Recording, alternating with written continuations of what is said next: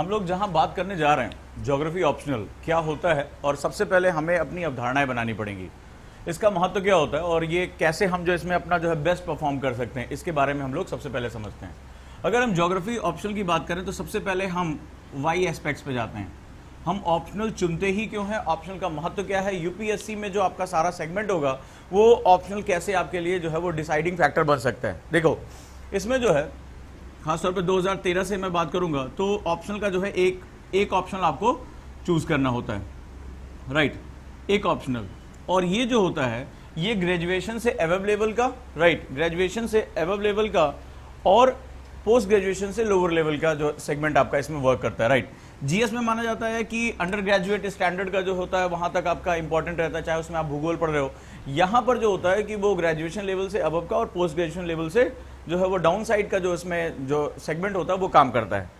खास बात ये होती है कि ऑप्शनल के माध्यम से एक बहुत विविध धारणाओं को जाना जाता है। जो भी ऑप्शनल आप लीजिए, चाहे हिस्ट्री लीजिए, ज्योग्राफी लीजिए, पॉलिटी लीजिए, कुछ भी लीजिए, पॉलिटिकल साइंस, इसमें दो चीज़ों का जो है वो बैलेंस करना होता है।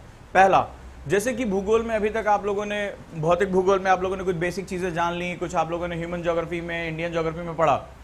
जब आप आ जाते हैं ज्योग्राफी ऑप्शनल में तो यहां सबसे खास बात यह होती है कि इस पर्टिकुलर कंडीशन में आपको उनके फिलोसफिकल बेस पे भी जाना पड़ता है, यानी उसका जो दर्शन है, जहां से वो इवॉल्व हुआ, जहां पर उसके सिद्धांत रखे गए, और सबसे बड़ी बात उन सिद्धांतों के प्रति सिद्धांतों के बारे में आपको पता होना चाहिए, राइट। प्रति सिद्धांतों मतलब ये सिद्धांत सही हैं या गलत हैं, ठीक है। इसका मतलब है कि ये जो ज्योग्राफी है वो एक तरह से एक दर्शन, एक फिलॉसफी, और फिलॉसफी में क्या होता है, तर्क रखने होते हैं, ठीक है। यानी ये बात सत्य है, ये बात सत्य नहीं। आप जिस चीज की भी बारे में पढ़ोगे आप उसके निगेटिव के बारे में आपको जानना ही पड़ेगा, यानी कि जहां पर उसको काटा जा सकता है। जब वैगनर अपनी बात कहेंगे तो आप वैगनर की बातों को काटने के लिए आप तर्क लेकर आओगे, ठीक है। जब आप प्लेट टेक्टोनिक थ्योरी पर जाओगे तो आप उसकी जो है आलोचनाओं की तरफ जाओगे। तो ये जो क्रिटिसिज्म, ये जो आलोचनाएं होती है, इसमें खास तौर से निकाल कर लाई जाती है। यानी कि इसमें जो हमारा पढ़ने का एटीट्यूड होना चाहिए वो एटीट्यूड बेसिकली फिलोसफिकल होना चाहिए, राइट, कि इसमें सत्य क्या है, इसमें असत्य क्या है, और इसके कितने बड़े डायमेंशन हमारे हो सकते हैं, ठीक है। और इसमें जो सबसे बड़ी बात होती है,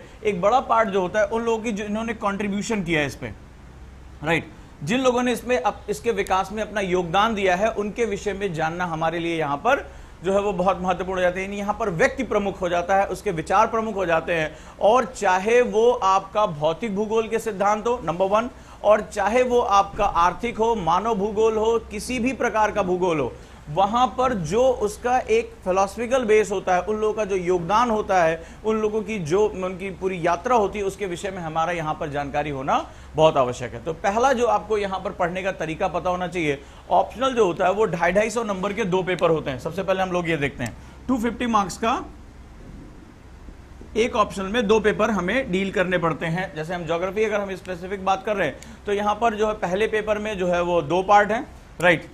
पहला एक जो है आपका फिजिकल ज्योग्राफी के नाम से जाना जाता है जिसमें 5 यूनिट है, और दूसरा जो मानव भूगोल और पर्सपेक्टिव के नाम से जाता है जिसमें 5 यूनिट है। पेपर 2 जिसमें 10 यूनिट है, ठीक है। तो कुल मिलाकर 20 यूनिट्स आपका पेपर 1 और पेपर 2 में आपको डील करना पड़ता है। ये अलग अलग डायमेंशंस को डील करते हैं, और सबसे पहले आज हम ये समझेंगे कि इनका स्कोप कितना है, ये कहां तक लेकर हमें जा सकते हैं, और ये हमारे लिए क्या क्या कर सकते हैं, राइट। ये जो 250 और 250 नंबर हैं ये एक तरह से 4 आयामों को डील कर रहे होते हैं। पहले आयाम में जहां पर आपको भौतिक भूगोल, उसके मूलभूत सिद्धांत, पृथ्वी के विषय में जहां पर जीवन की उत्पत्ति हुई, जो हमारा आवास है, ठीक है, उसको हमें डील करना होता है। सेकेंड अगर हम पार्ट में जाएंगे मानव भूगोल में तो ह्यूमन एक्टिविटीज, सिद्धांत, पर्यावरण, ये सारी चीजें जो है आपको जो है डील करनी होंगी, चाहे इकोनॉमिक ज्योग्राफी हो, ह्यूमन ज्योग्राफी हो, मानव कैसे इवॉल्व हुआ, कहां तक आगे गया, ठीक है, कैसे वो अपनी ह्यूमन एक्टिविटीज करता है, ये बहुत महत्वपूर्ण होता है। इसी का जो रिप्लिका होता है वो भारत के भूगोल में आता है, राइट। भारत के भूगोल में क्या होता है, जनरली वही सारे टॉपिक होते हैं, जैसे कि आपने वहां पर स्पेसिफिक हो जाएगा हिमालय की उत्पत्ति, यहां पर संसार के पर्वतों की उत्पत्ति होगी, वहां पर हिमालय की उत्पत्ति होगी। उसी प्रकार जैसे यहाँ विश्व की नदियां और उनका जो कार्य करना पड़ेगा, समझना पड़ेगा, वहां पर तुम्हें भारत की नदियों के विषय में सारा जो है वो सेगमेंट समझना पड़ेगा। तो इस हिसाब से देखें तो ये काफी जो है एक इनलार्ज सेगमेंट अपने साथ कवर करता है।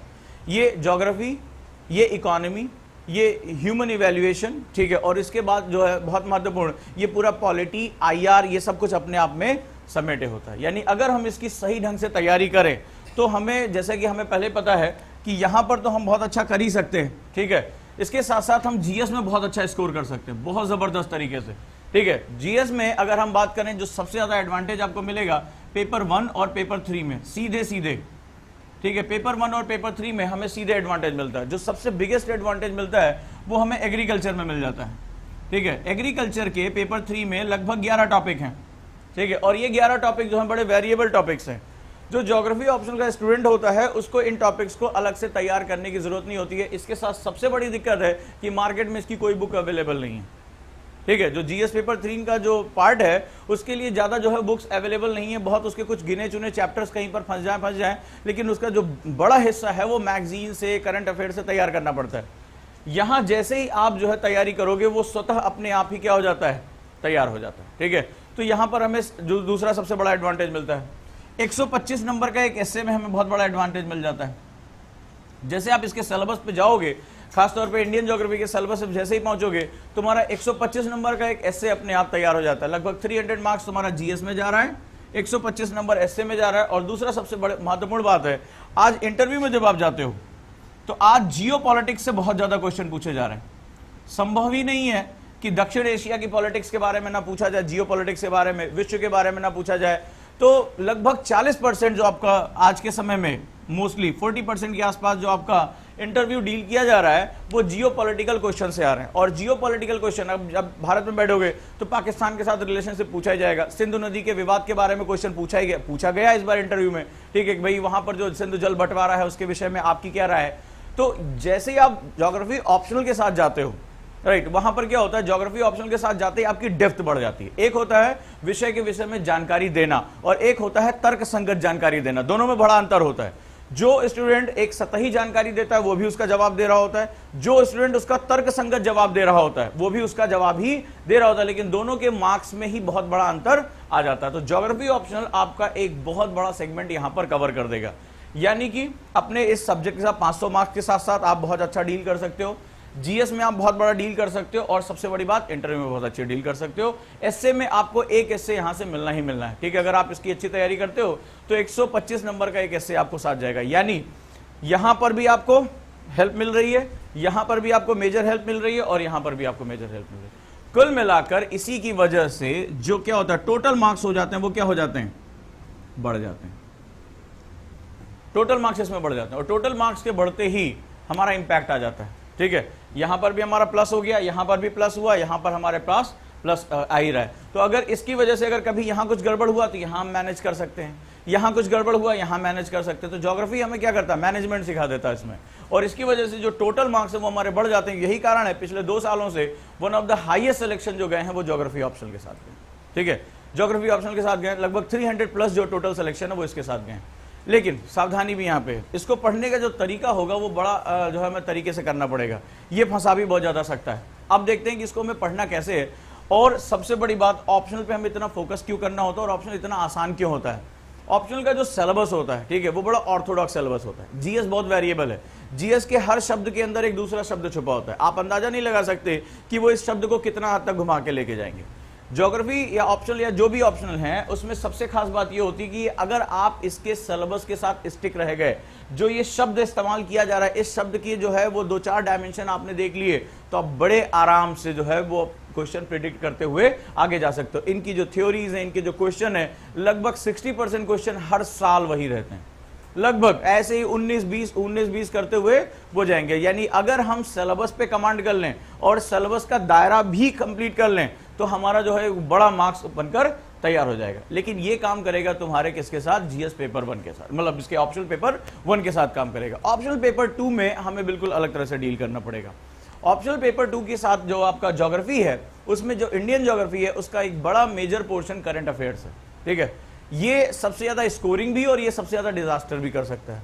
अगर इसको आप मूवमेंट कराते हुए अपने साथ चलोगे तो बिना किसी बुक की सहायता के तुम इसको बड़ी इजीली तैयार कर सकते हो और बहुत नंबर इसमें गेन कर सकते हो, ठीक है। और अगर उसको तुम सही ढंग से नहीं पकड़ पाए तो फिर बहुत पीछे भी रह चले जाओगे, ठीक है। तो जो मेरी यूएसपी है वो करंट अफेयर्स है, मैंने पहले भी कहा था मेरा सबसे स्ट्रॉन्ग पॉइंट है। तो यानी जीएस पेपर 2 में जिसमें कि बच्चों को बहुत ज्यादा जो है ऑप्शनल भी और जीएस में भी इसमें जो आपका वेरिएशन हो रहा है वो नहीं होने दूंगा, इतना तो तय है। अब समझते हैं कि ज्योग्राफी ऑप्शनल में हमें डील कैसे करना होता है। ज्योग्राफी ऑप्शनल इतना इंपॉर्टेंट क्यों है, अगर हमारे ऑप्शनल में हमें जाकर जाना है, इस पर हमें बहुत फोकस करने की जरूरत है। कारण ये है कि बहुत स्टैटिक है, ठीक है, इसमें बहुत ज्यादा वेरिएशंस नहीं आते हैं। यानी अगर आपने पूरे सिलेबस का एक दायरा भी तैयार कर लिया, मतलब उसके जो पॉइंट्स हैं, अगर ये चैनल मॉर्फोलॉजी पूछा जा रहा है, ठीक है, तो चैनल मॉर्फोलॉजी जब पूछा जा रहा है तो आपको इसके विषय में पता है कि इस पे ये पॉइंट्स हैं, अगर आपने उसको आत्मसात कर लिया, उसको ढंग से पढ़ लिया, तो क्वेश्चन आपको बिल्कुल स्ट्रेट फॉरवर्ड मिलेंगे। लगभग आप 15 सालों का क्वेश्चन पेपर उठाइए, उनको जो है सॉल्व करिए, ठीक है, हम इसके मूलभूत सिद्धांत जान जाए, क्वेश्चन आपके हर हालत में फंसने उसमें, ठीक है।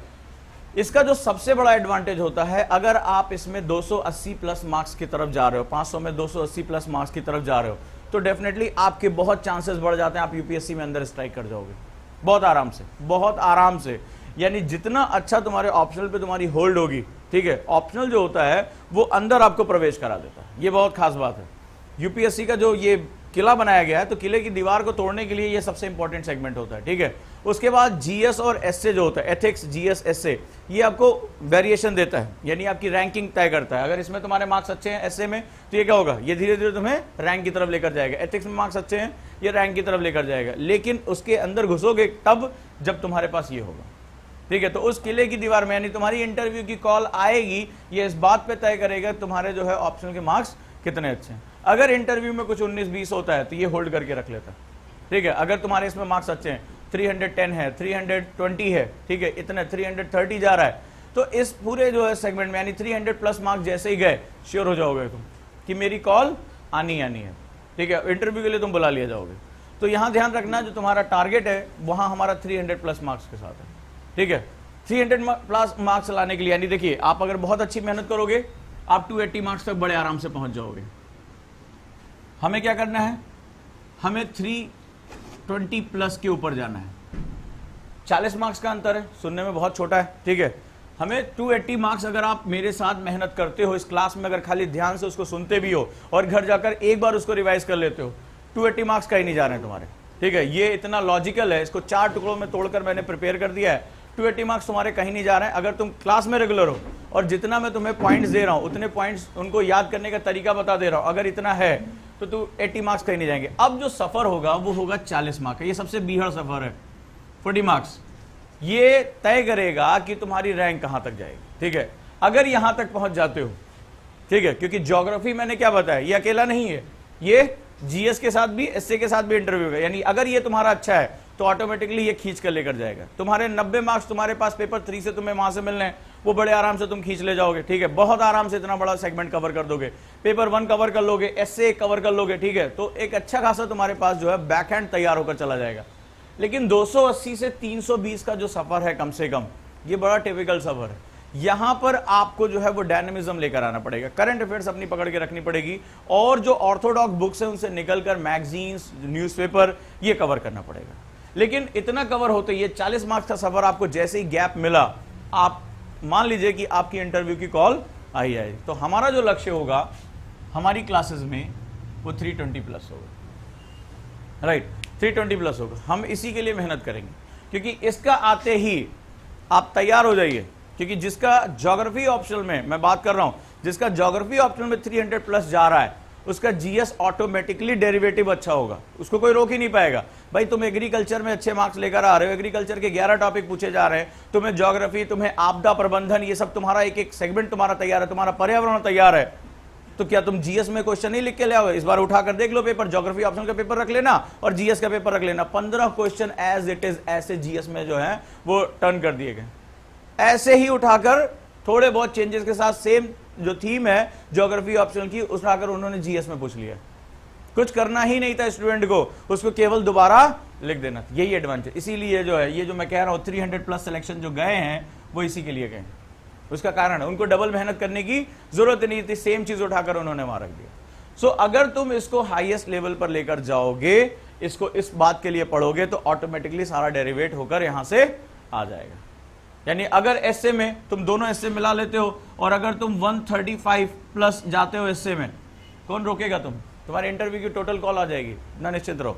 लेकिन टारगेट हमें क्या रखना चाहिए? 320। लेकिन 320 हम 2 सेगमेंट में पढ़ेंगे। सेगमेंट 1 में पहले हम 280 पर जाएंगे, 270 280 हमारा पास आ जाना चाहिए। उसके लिए पहला शर्त यह है, जो सिलेबस का एक एक पॉइंट है, सिलेबस पहले तुम्हारा एकदम तुम्हारे कंठस्थ होना चाहिए, ठीक है, पहला नियम, ठीक है। एक एक वर्ड तुम्हारे दिमाग में होना चाहिए, क्योंकि इसकी सबसे खास बात है ये अपने सिलेबस के बाहर जाता ही नहीं है। जीएस अपने सिलेबस में कभी आता नहीं है और ऑप्शनल अपने सिलेबस के बाहर कभी जाता नहीं है। ये बड़ा बहुत जबरदस्त लॉजिक है इसका। अगर इसके एक एक पॉइंट तुम्हारे पास तैयार है, एक एक पॉइंट याद है और इनसे जुड़े हुए 4-4 डायमेंशन तुमने कर लिए, तुम्हारे जो है क्वेश्चन इसके बाहर जाएंगे ही नहीं। स्टूडेंट सबसे पहले गलती क्या करता है, मैंने कई स्टूडेंट को देखा है, उसका सिलेबस ही प्रिपेयर नहीं होता है, ठीक है। इसीलिए मैंने एक एक पॉइंट का थॉट मैपिंग कर दी है। मैं पहला जो टाइम लूंगा, बोले चाहे 1 दिन लगे चाहे 2 दिन लगे, डजंट मैटर फॉर मी, लेकिन अगर सिलेबस तुम्हारा प्रिपेयर है, तुम्हारे दिमाग में बैठा हुआ है कि मेरा डायमेंशन क्या होगा, गारंटी के साथ कह रहा हूं 270 280 मार्क्स कहीं नहीं मूवमेंट करेंगे।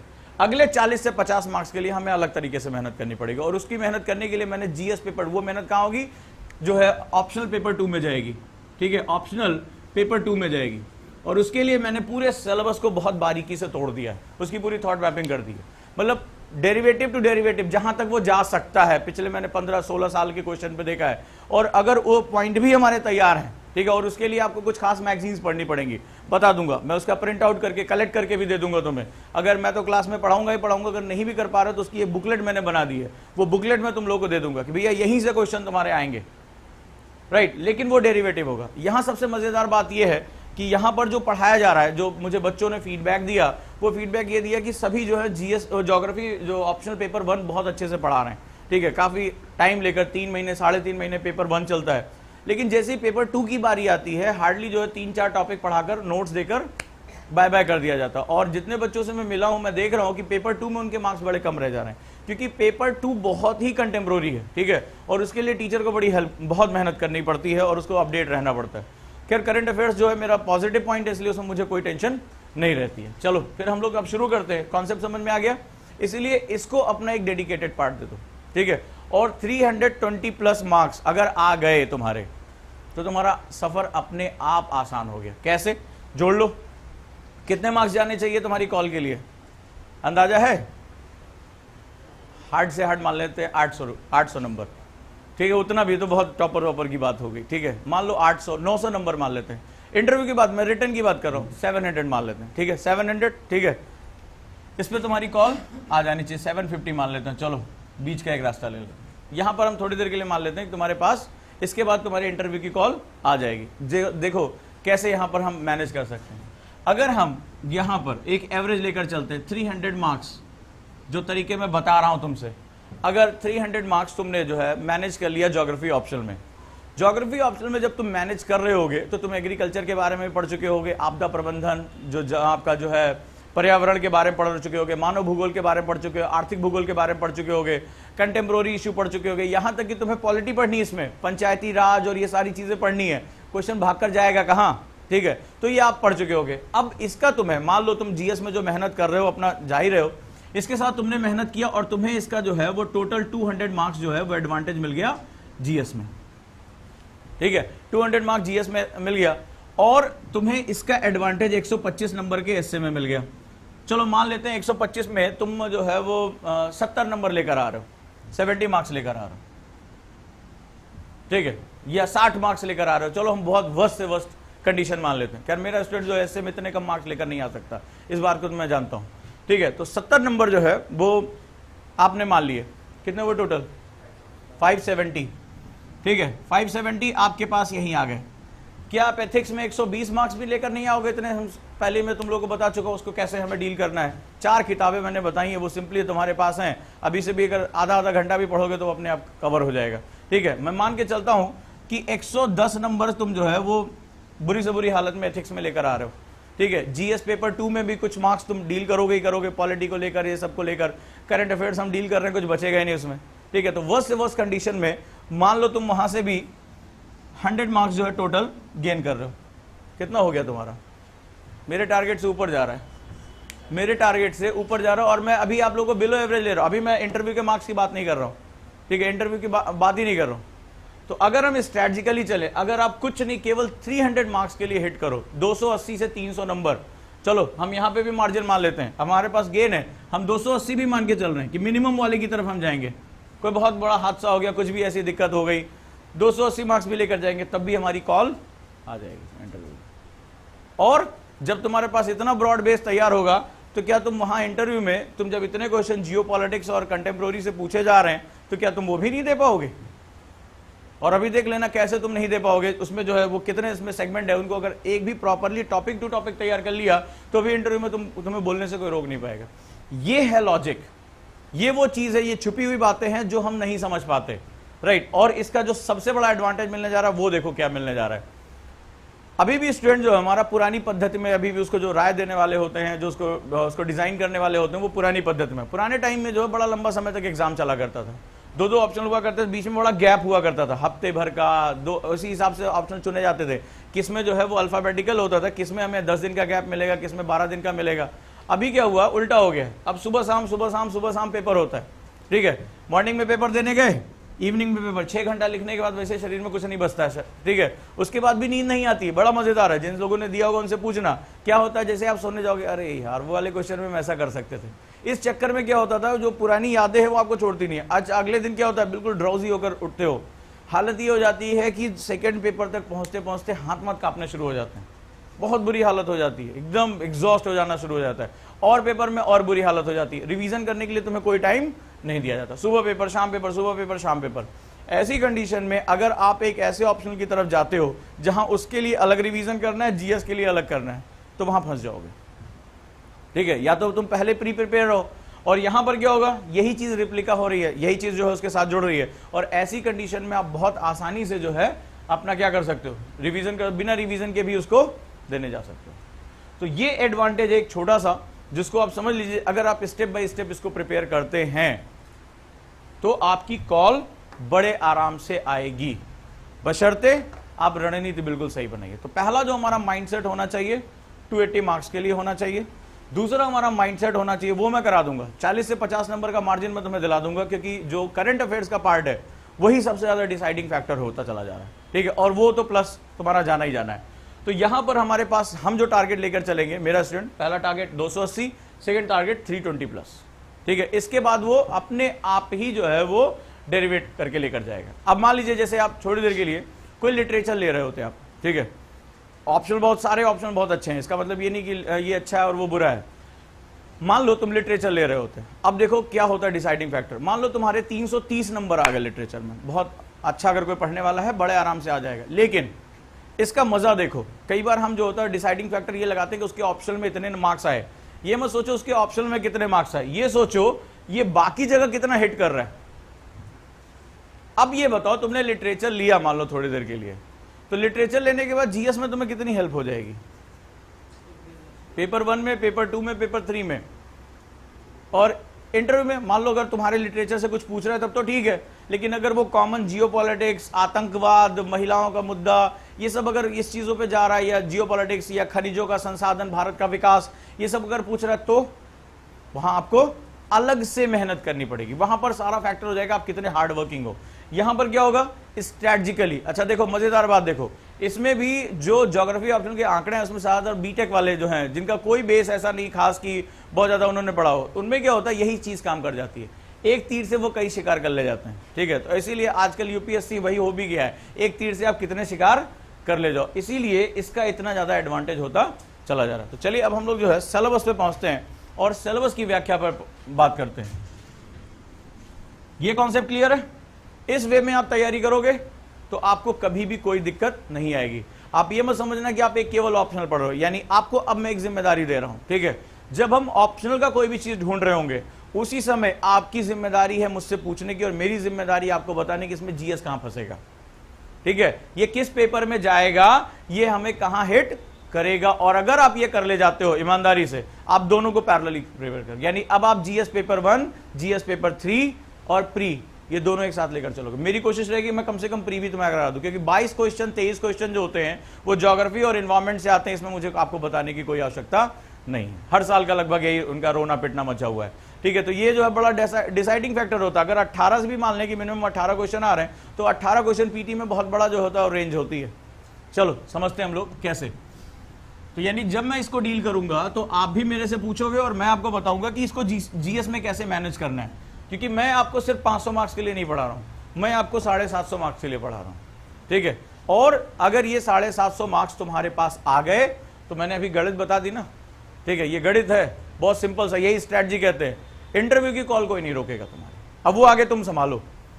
आगे तुम संभालो। और अगर यहाँ 320 प्लस वाले मार्जिन पर गए तो इंटरव्यू में भी तुम जानते हो कि एक मिनिमम मार्क्स उन्हें देने पड़ते हैं। अगर आप तुम ऐसे बैठ बैठे रहो सभी नो सर बोलते रहो, तब भी तुम्हें वो मिनिमम मार्क्स देंगे, ये आपको पता होना चाहिए। और उस पर्टिकुलर कंडीशन में जो आपके मेंस के मार्क्स होते हैं वही आपकी रैंक बना देते हैं। तो याद रखिएगा, आपके सिलेक्शन में जो सबसे इंपॉर्टेंट फंडा होगा वो कौन होगा? मेंस। बहुत सीरियसली ले लीजिए।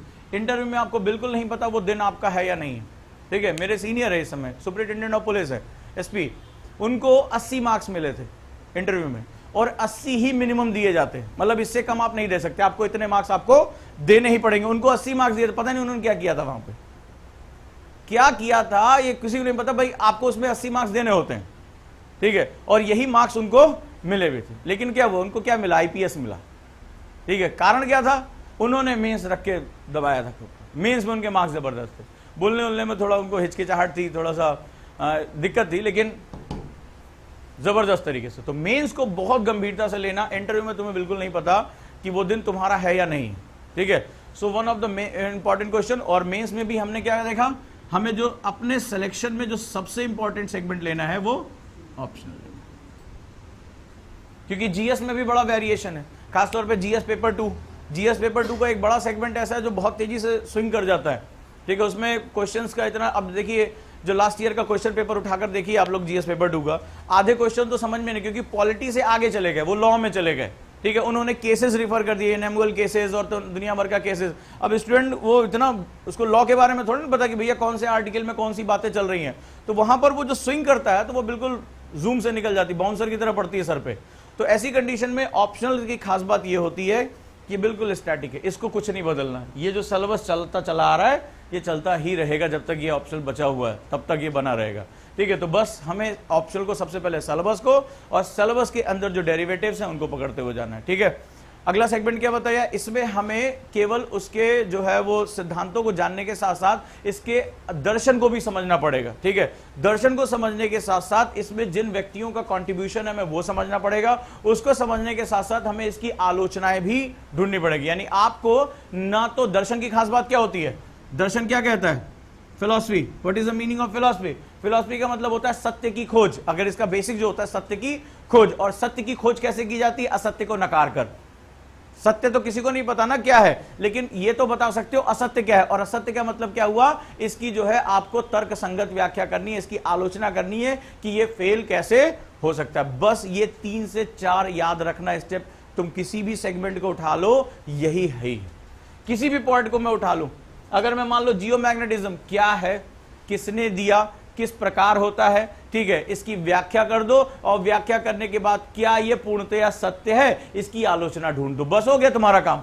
और उठाकर पेपर देख लो, हर साल तीतर के 2 आगे तीतर और तीतर के 2 पीछे तीतर, एकदम फिक्स क्वेश्चन है। बशर्ते आपको पता होना चाहिए आपका दायरा कितना बड़ा है। डन। तो पहला माइंडसेट आपका यहां तैयार होना चाहिए। अब आ जाते हैं सबसे पहले हम लोग सिलेबस पर। सिलेबस को मैंने बहुत बारीक तोड़ा हुआ है, ठीक है। इसके बाद मैं इसको तुम लोगों को प्रिंट भी दे दूंगा, इसका अपने जो है वो लगाइए। एक तो सिलेबस ये होता है जहां पर आप प्रिंटेड फॉर्म में ले आते हो, ठीक है, जैसे कि दिस वन, ये आपका सिलेबस है, ठीक है। ये आपको मैं क्वेश्चन कलेक्ट करा के सारे में दे दूंगा। लेकिन जो सबसे पहले है, इस वे में हम सिलेबस जरा सा देख लेते हैं कि सिलेबस कैसे काम करता है।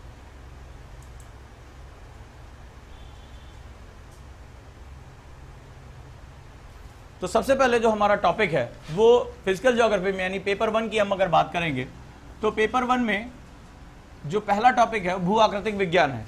भू आकृतिक विज्ञान, जियोमॉर्फोलॉजी।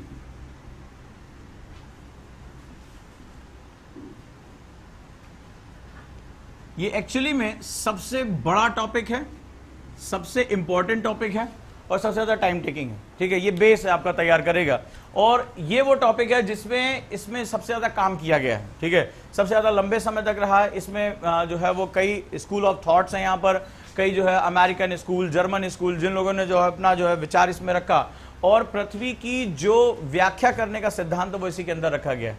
तो भू यानी कि जो है अर्थ पृथ्वी हो गई, आकृति यानी उसके ऊपर पाए जाने वाले जो आकार हैं, और विज्ञान का मतलब होता है उसकी तर्क संगत व्याख्या, ठीक है। भू आकृतिक विज्ञान, जियोमॉर्फोलॉजी।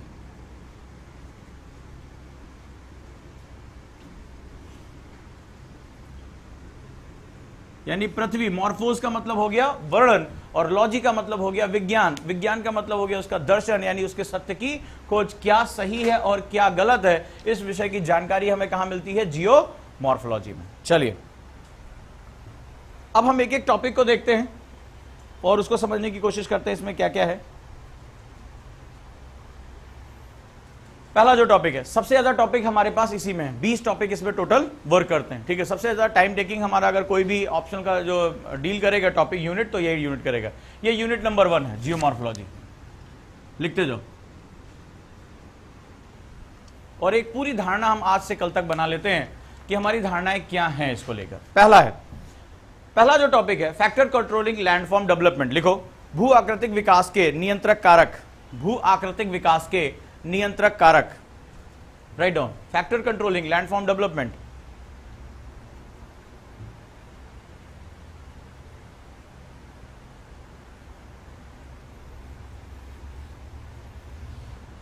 क्या डील करना होगा हमें इसमें, ठीक है। The first chapter where we deal भू आकृतिक विकास के नियंत्रक कारक, ठीक है।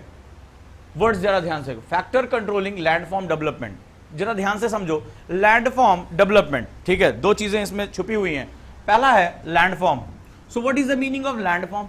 ज्योग्राफी के लिए थोड़ा सा किताबों से बाहर निकल आना, ठीक है। लैंडफॉर्म हमने देखा, कहीं पर्वत दिखाई पड़ रहे हैं, कहीं पठार दिखाई पड़ रहे हैं, ठीक है, नदियां हमें दिखाई पड़ रही हैं, गहरी घाटियां हमें दिखाई पड़ रही हैं। तो ये क्या हुआ? ये एक ऐसी संरचनाएं हैं जिनको बनने में जो है बहुत लंबा समय लगा, लेकिन ये सिर्फ निर्माण आंतरिक शक्तियों की वजह से नहीं हुआ, ये बाह्य शक्तियों की वजह से भी इनका निर्माण हुआ। यानी अपक्षय और अप्रदन की घटनाएं लगातार चलती रहीं।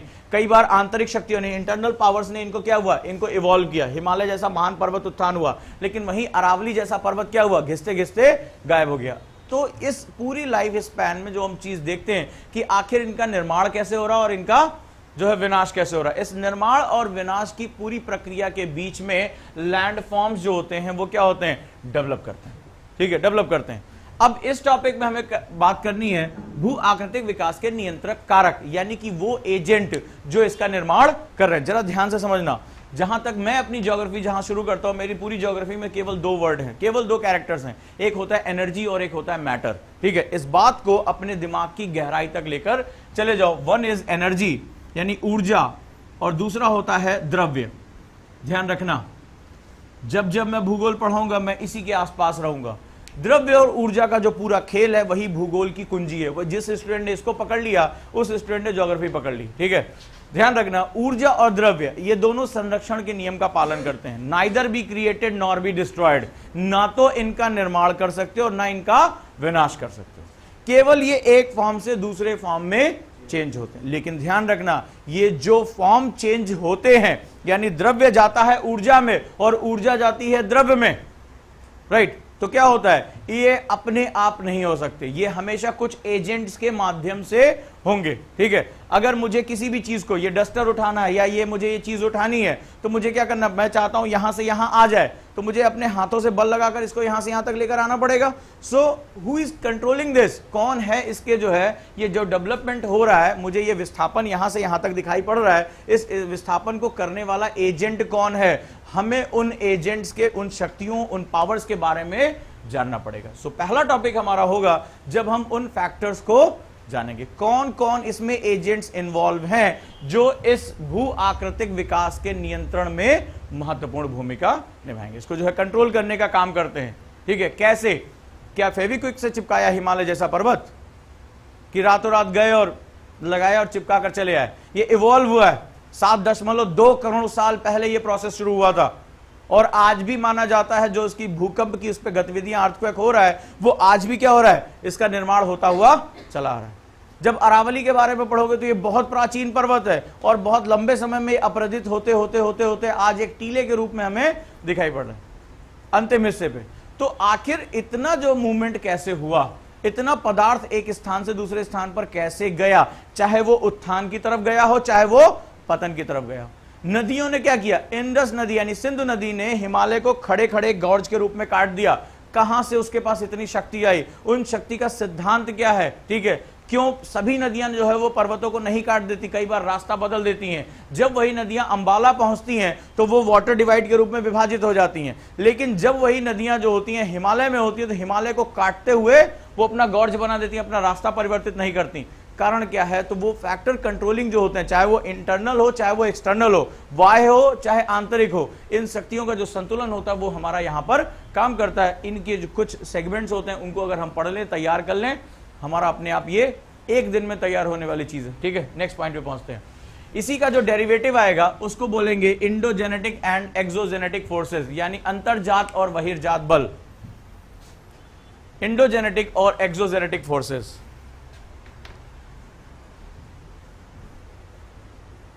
राइट, अंतरजात और बहिर्जात बल।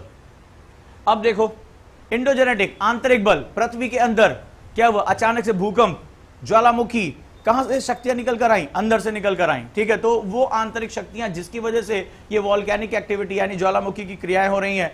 हिमालय जैसा पर्वत जो टेथिस के अवसाद थे उनमें क्या हुआ? वलन पड़ने की वजह से इतना ऊंचाई पर उत्थान कर गए, तो वो किसकी वजह से रहा? इंडोजेनेटिक फोर्सेस की वजह से। सेकेंड आपका एक्सोजेनेटिक फोर्सेस, यानी कि बाह्य बल। ठीक है, जब ये पर्वत ऊपर की तरफ चढ़ना शुरू हुए तो पृथ्वी क्या होती है? इस द्रव्य और ऊर्जा का संतुलन स्थापित करती है। ठीक है, ना उसको किसी से लेना है ना उसको किसी को देना है, अपना बही खाता बराबर रखती है और इसको बोलते हैं समस्थिति सिद्धांत, homeostasis. This is known as homeostasis, समस्थिति। और उसके लिए जैसे ही ये उत्थान हुआ, मान लो इस पर्वत का उत्थान हुआ, क्या होगा? इंडोजेनेटिक फोर्सेस ने क्या किया? इसको आंतरिक बलों को लगाया, ऊपर की तरफ उत्थान हो गया। ऊपर की तरफ उत्थान होते ये मान लो लेवल ऑफ कंपनसेशन था। ठीक है, एक जो तुम्हारा समस्थिति था, इतना अधिक द्रव्य इसके ऊपर आ गया कि नहीं आ गया? आप बताओ। और पृथ्वी अपना बही खाता क्या रखती है? शून्य रखती है। इतना अधिक जो है क्या आ गया? द्रव्य आ गया, आंतरिक ऊर्जा की वजह से। ऊर्जा ने क्या किया? द्रव्य बाहर क्या करना पड़ेगा? इसको क्या करना पड़ेगा? घिसना पड़ेगा ना भाई, नहीं चाहिए मेरे को। ठीक है, पृथ्वी क्या करेगी? बराबर रखेगी, बोले ले जाओ अपना। तो क्या होगा? यहां पर जो है वो एक्सोजेनेटिक फोर्सेस, चाहे वो अपक्षय हो, चाहे वो अप्रदन हो, चाहे वो वृहत क्षरण हो, ये सब जो मास वेस्टिंग्स होती हैं, ये सब क्या होता है? वो यहां से घिस घिस कर पदार्थ को नीचे की तरफ लेकर जाएंगी। ठीक है, नीचे की तरफ लेकर जाएंगी, तो इसको क्या बोलेंगे? Exogenetic forces. थर्ड वन आ जाओ, origin and evolution of earth crust. ठीक है, देखो, पृथ्वी की भूपर्पटी का उद्गम एवं विकास।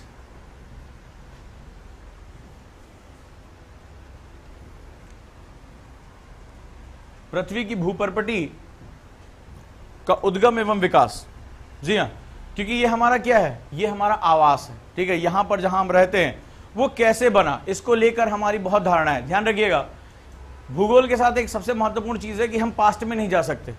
पृथ्वी कोई कल तो बनी नहीं थी, परसों भी नहीं बनी, इसको बनने में क्या हुआ? अरबों साल लग गए। और अरबों साल में हम क्या होता है, हम केवल प्रमाणों के आधार पर यह जान सकते हैं कि हम यहां तक पहुंचे कैसे। ये कैसी थी? शुरुआत से इसी रूप में थी या कुछ और थे?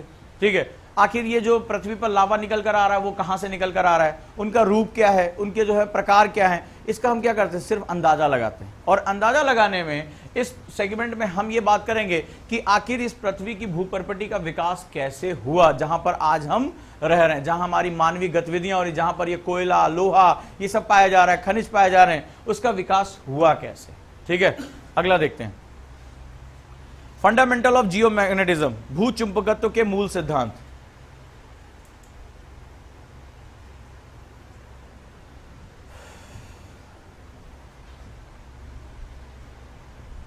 भू चुंबकत्व के मूल सिद्धांत।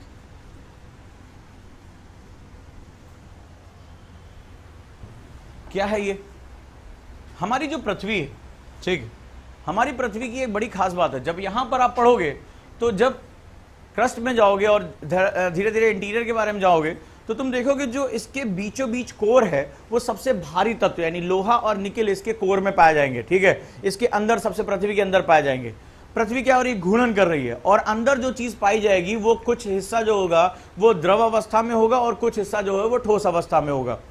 जब कोई लौह बॉडी इस तरह घूमती है तो वो फ्लक्स जनरेट करती है।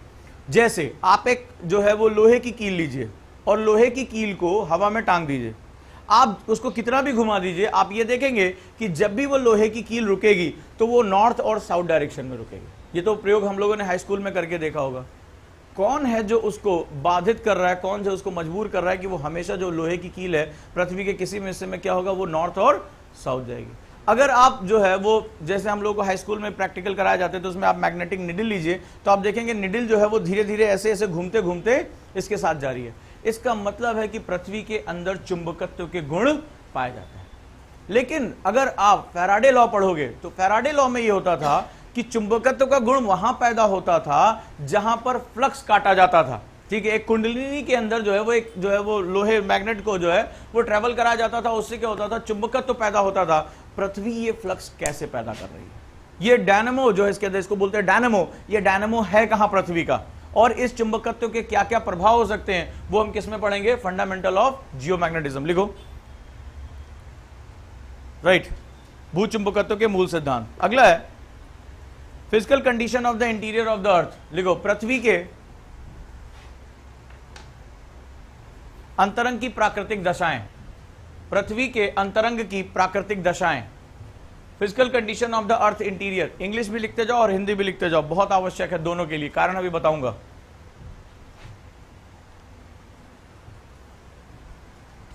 राइट, खास बात देखो बड़ी मजेदार तरीके से, पृथ्वी के अंदर हम प्रत्यक्ष रूप से तो जा नहीं सकते, ठीक है, हमें क्या हुआ, हम अप्रत्यक्ष रूप से इसकी जानकारी लेना शुरू करते हैं। क्योंकि हमें क्या होता है, पृथ्वी ऊपर से कैसे दिखाई पड़ रही है, फर्श दिखाई पड़ रही है फर्स्ट क्लास, ठीक है, एकदम हम आराम से चल रहे हैं, रॉकी है, कहीं हमें मिट्टी दिखाई पड़ जाती है, कहीं हमें दलदल दिखाई पड़ता है, यही ना। लेकिन जब ज्वालामुखी फटता है तो ये दहकता हुआ लावा कहां से निकल कर आता है। जब हम महासागरीय कटकों को देखते हैं तो ये लावा कहां से निकल कर आ रहा है, इसका मतलब पृथ्वी के अंदर कुछ हिस्सा जो है वो द्रव, वो चट्टानें पिघली अवस्था में तप रही हैं, बिल्कुल उबल रही हैं। तो सवाल यह है कि इन चट्टानों को पिघलाया किसने, ठीक है, पिघलाया किसने। और दूसरा हमने प्रयोग यह किया कि जब बहुत अधिक दबाव पड़ता है तो कोई भी जो अवस्था है वो द्रव अवस्था में नहीं रह सकती, वो किसमें कन्वर्ट हो जाएगी, ठोस में। तो आखिर इस पृथ्वी के अंदर जो है वो क्या है बेसिकली, ठीक है, इसका जानकारी हमें लेना बहुत आवश्यक। वैज्ञानिक इस पे जो है बहुत ज्यादा काम कर रहे हैं और इसको जानने के लिए दो साधन होते हैं, एक प्रत्यक्ष साधन और एक अप्रत्यक्ष साधन, ठीक है, वो हम यहां पर पढ़ेंगे। और उसमें सबसे जो आज सबसे महत्वपूर्ण है वो भूकंपीय तरंगों के माध्यम से हम इसकी जानकारी प्राप्त कर सकते हैं, ठीक है। अगला है आपका जियोसिंक्लाइंस। यहां से एक्चुअली में जियोमॉर्फोलॉजी शुरू होती है, जियोसिंक्लाइंस, ठीक है। लिखो, भू अभिनतियां, भू अभिनतियां। अब यहां से हम क्लासिक ज्योग्राफी में प्रवेश करेंगे, ठीक है, यानी कि जो है वो मूलभूत जो है भू आकृतिक विज्ञान में शुरू करेंगे। ये आपके जियोसिंक्लाइंस होते हैं, ठीक है। माना जाता था शुरुआत के दौर में ये जियोसिंक्लाइंस जी जो है, जब हमें वैज्ञानिक अवधारणाएं नहीं थी। अब यहां पर क्या होगा, अब यहाँ आपकी सारी वैज्ञानिक जिज्ञासाओं को ठंडा कर देना पड़ेगा और क्लासिक ज्योग्राफी में हमें इंटर करना पड़ेगा, यानी उस दिनों जो आपकी वर्तमान अवधारणाओं को चैलेंज करेगा। बड़ा अजीब है, उस समय यह माना जाता था कि पृथ्वी जो है, जैसे कि जेफ्रीज का सिद्धांत और इन सब लोगों का सिद्धांत पढ़ोगे कि पृथ्वी शुरुआत में जो है वो दहकता हुआ गोला थी, ठीक है। तो अब ये पूछा गया भाई ये पर्वत पर्वत कैसे बने, वलित पर्वत, फोल्डेड माउंटेन्स, हिमालय कैसे बना, ये हुआ। तो उन्होंने देखा कि भाई शुरुआत में जो थी वो एकदम गोला थी और जब कोई चीज ठंडी होती है तो वो क्या होती है, सिकुड़ती है, और जब वो सिकुड़ेगी तो क्या हुआ, जैसे कि हमारे कपड़ों पे ऐसे क्रीज बन रही है ना, तो ऐसे क्या हुआ, ये जब सिकुड़ी तो क्रीज बन गई और क्रीज बनने की वजह से हिमालय पर्वत का निर्माण हुआ, ठीक है। आज आप हंस सकते हो लेकिन ये उस समय की महत्वपूर्ण अवधारणाएं थी। तो यहां पर आपको मैं पहले सावधानी बता दूं, यहां पर अपनी जो आज की वैज्ञानिक मान्यता है उनको थोड़ी देर के लिए किनारे रखना पड़ेगा, नहीं तो फंस जाओगे। क्लास में क्रॉस क्वेश्चन करते रहोगे, ऐसा कैसे हुआ, वैसा कैसे हुआ, और सिलेबस पूरा नहीं होगा। यहां पर आपको, आप क्लासिक, अब आप कहां जा रहे हो, पास्ट में जा रहे हो, उन लोगों की बात करो जिन्होंने वैज्ञानिक अवधारणाओं को खोजने का सिलसिला शुरू किया था। जब आप भूगोल में प्रवेश करते हो तो भूगोल में एक डिवाइडिंग लाइन है। मैं आपको सावधानी बता देता हूं, भूगोल को कई स्टूडेंट जो होता है ऐसे लीनियरली पढ़ते हैं। मैं लीनियरली के लिए नहीं पढ़ा रहा हूं, मैं 280 के लिए पढ़ा रहा हूं मिनिमम, पहले वहां सिक्योर करा ले उसके बाद देखेंगे। भूगोल में एक डिवाइडिंग लाइन है। भूगोल में एक सिद्धांत प्लेट टेक्टोनिक थ्योरी कहलाता है, ठीक है, जो आज का सर्वमान्य सिद्धांत है। ये पर्वतों का निर्माण, ये दुनिया भर की सारी चीजें, महाद्वीपों का विस्थापन, जलवायु पेटियों का बदलना, ये रहा आपका deciding point, plate tectonic theory, यानी कि प्लेट विवर्तन की सिद्धांत। और इस प्लेट विवर्तन की सिद्धांत से पहले के जो है वो क्लासिक थ्योरी कहलाती है। जो आप ये 20 टॉपिक डील करोगे, ये 2 हिस्सों में बटा हुआ सिद्धांत पाओगे। एक ही यूनिट में आपको दोनों चीजें पढ़नी है, पहले, या यूपीएससी ने ये सिलेबस क्यों रखा वो तो खैर वही जाने, राइट। इसमें जो है शुरुआत में आधुनिक अवधारणाओं से आपको जो है वो परिचय करा दिया जाएगा। ये चल रहा है, ये आज विश्व का सर्वमान्य सिद्धांत है। लेकिन अचानक से जैसे ही आप जानोगे, यूपीएससी कहता है कि यहां तक हम पहुंचे तो, लेकिन ये बता दो कैसे पहुंचे। तो इसके लिए आपको क्या करना पड़ेगा, क्लासिक ज्योग्राफी पढ़नी पड़ेगी। और क्लासिक ज्योग्राफी जब आप पढ़ोगे और आज के सर्वमान्य सिद्धांतों को अपने दिमाग में रखोगे, तुरंत विद्रोह पैदा हो जाएगा। बोले तो मजाक कर रहे हैं, ऐसा कैसे हो सकता है कि पृथ्वी सिकुड़े और ऐसे सिकुड़न पड़ जाए और उससे क्या हुआ, पर्वतों का निर्माण हो जाए, ठीक है। लेकिन वहां पर क्या करना पड़ेगा, दिमाग से उस धारणाओं को निकालकर क्लासिक ज्योग्राफी को क्लासिक नजरिए से ही पढ़ना पड़ेगा कि आज से आप 200 साल पहले हो, आज से आप 100 साल पहले हो, और उस 100 साल पहले में आप इन चीजों को समझ रहे हो। डन, ये बात ध्यान रखिएगा, यहां गड़बड़ करेंगे तो फंसेंगे। तो आपका जियोसिंक्लाइंस है। इसके बाद है जहां पर जो सबसे इंपॉर्टेंट पार्ट है, और ये अकेले आपको नंबर दिलाने के लिए काफी है, ठीक, अकेले नंबर दिलाने के लिए काफी है, कॉन्टिनेंटल ड्रिफ्ट थ्योरी, सीडीटी। ये वो डिसाइडिंग पॉइंट आ गया जहां से जियोमॉर्फोलॉजी चेंज हो जाती है। ये आधुनिक है, यानी कि महाद्वीपीय विस्थापन सिद्धांत, ठीक है। इन 3 से एक क्वेश्चन ना आए ऐसा संभव नहीं है, ये क्वेश्चन आना ही आना है। यहां से इसको पकड़ लिया, ठीक है, तो इसको लगा डाला, लाइव झिंगा लाला, हो जाएगा तुम्हारा 2-3 क्वेश्चन अपने आप जो है वो सेट हो जाएगा। फर्स्ट वन है कॉन्टिनेंटल ड्रिफ्ट थ्योरी, सीडीटी, यानी महाद्वीपीय विस्थापन सिद्धांत। दूसरा आइसोस्टैसी, समस्थिति सिद्धांत, आइसोस्टैसी समस्थिति सिद्धांत। इनमें एरी प्राट, ये 2 सज्जन हैं, और इन दोनों सज्जनों को मैं आपको बता तो रहा हूं कि अगर ये आप इसकी जो थ्योरी पढ़कर चले गए, एक क्लास में कंप्लीट होगा, और उसके बाद यहां से तुम्हारा क्वेश्चन आना है। वही पूछते हैं, एक बार एरी की धारणा, अगले साल प्राट की धारणा, तीसरे साल दोनों के बीच का अंतर पूछ लेते हैं, बहुत अधिक करते हैं। बिल्कुल फिक्स क्वेश्चन है, बता तो रहा हूं, बस ये सिलेबस आपको कंठस्थ होना चाहिए, ठीक। अगला है सबसे महत्वपूर्ण, प्लेट टेक्टोनिक, मोस्ट इंपॉर्टेंट। जितना टाइम लगाना है इसमें लगा देना, ये आधुनिक धारणा है, मोस्ट इंपॉर्टेंट। प्लेट विवर्तन की सिद्धांत, ये आज के समय का सर्वमान्य सिद्धांत है, प्लेट टेक्टोनिक, ठीक है। तो इसको बोलते हैं पीटीटी थ्योरी। मैं तुम लोगों को अभी रिसेंट एक नई थ्योरी आई है वो भी पढ़ा दूंगा, ग्लोबल टेक्टोनिक्स।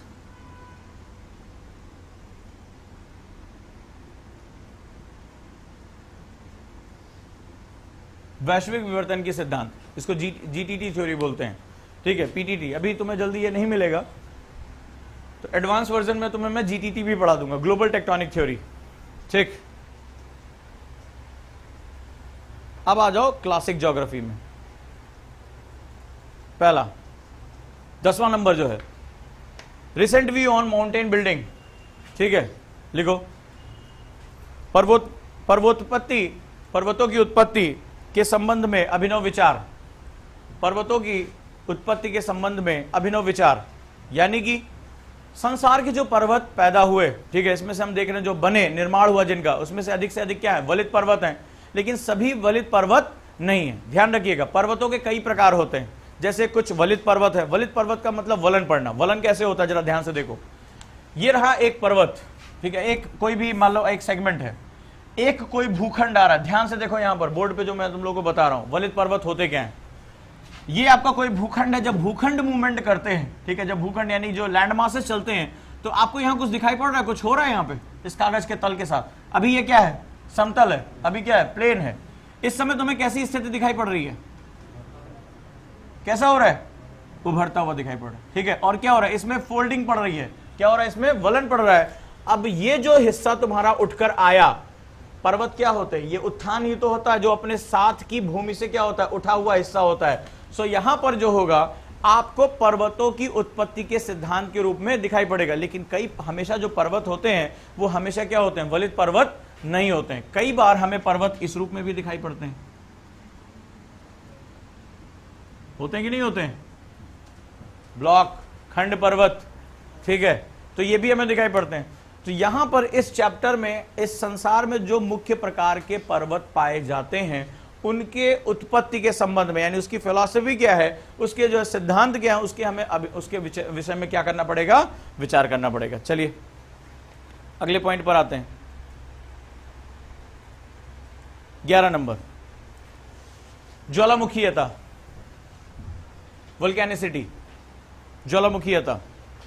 तो संसार में ज्वालामुखियों के पैदा होने के कारण, अब आपको क्या लग रहा है? आपको लग रहा होगा कि ये एक अलग टॉपिक है, ठीक है, यही लग रहा है ना।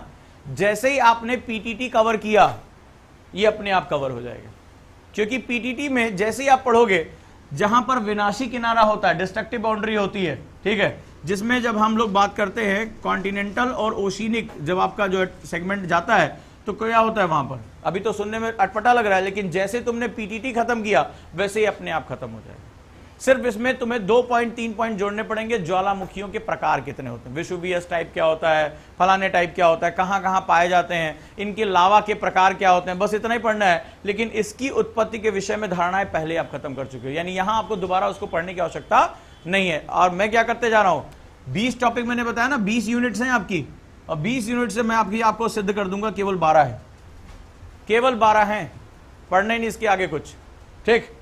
अर्थक्वेक एंड सुनामीज, ठीक है, ये भी जैसे ही आपका पीटीटी खत्म हुआ, भूकंप और सुनामी लिखो, भूकंप और सुनामी, जैसे ही आपने पीटीटी और शैलों का चलन संचलन आपने देखा, ये अपने आप आपका खत्म हो जाएगा, ठीक है। धरातल पर आए तो भूकंप, और समुद्र यानी जलाशय के अंदर आए तो सुनामी कहते हैं। कुछ नहीं इसमें, केवल ऊर्जा और द्रव्य का मूवमेंट है, इससे ज्यादा कुछ नहीं है। तो वहां पर जैसे ही वो खत्म हुआ, ये अपने आप ऑटोमेटिकली खत्म हो जाएगा। इसके लिए आपको दोबारा पढ़ने की आवश्यकता ही नहीं है इसमें। और जैसे तुमने ये पढ़ लिया, इसी के साथ 2-4 पॉइंट मैं आपको जोड़ दूंगा।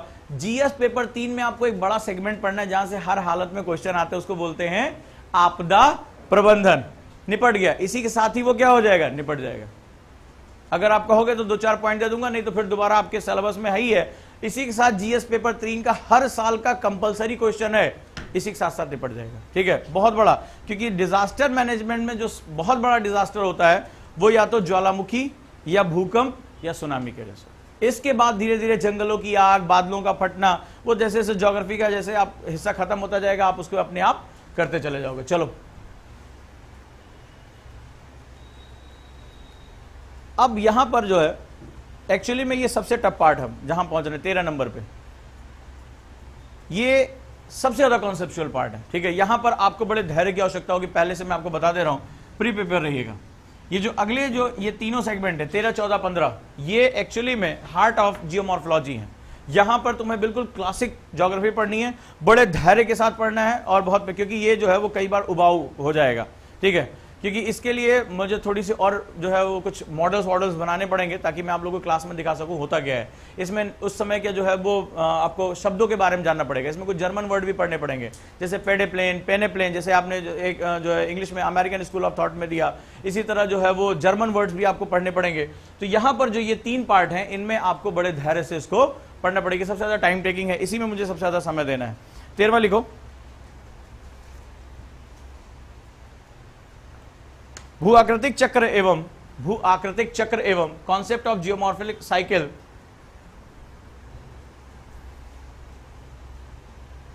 भू आकृतिक चक्र एवं दृश्य भूमि विकास की संकल्पनाएं, दृश्य भूमि विकास की संकल्पनाएं।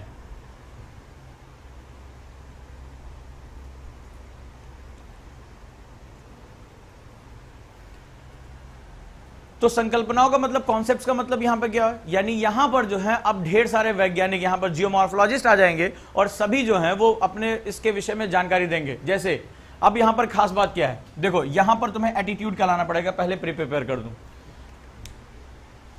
ये एक डस्टर है, ठीक है। अब हम 2-3 लोग उठे, इस डस्टर पे जो है तमाम इस तरह के निशान पड़े हुए हैं, कुछ इस तरह का है। मैंने कहा भाई ये इसकी डिजाइन है, तुमने कहा नहीं, लग रहा है कि इसमें जो है वो तनाव बहुत पैदा हो गया था और वलन पैदा हो गया, इसकी वजह से इस पे जो है वो निशान पाए गए, ठीक है। तो तुम अपना जो है राय दे रहे हो।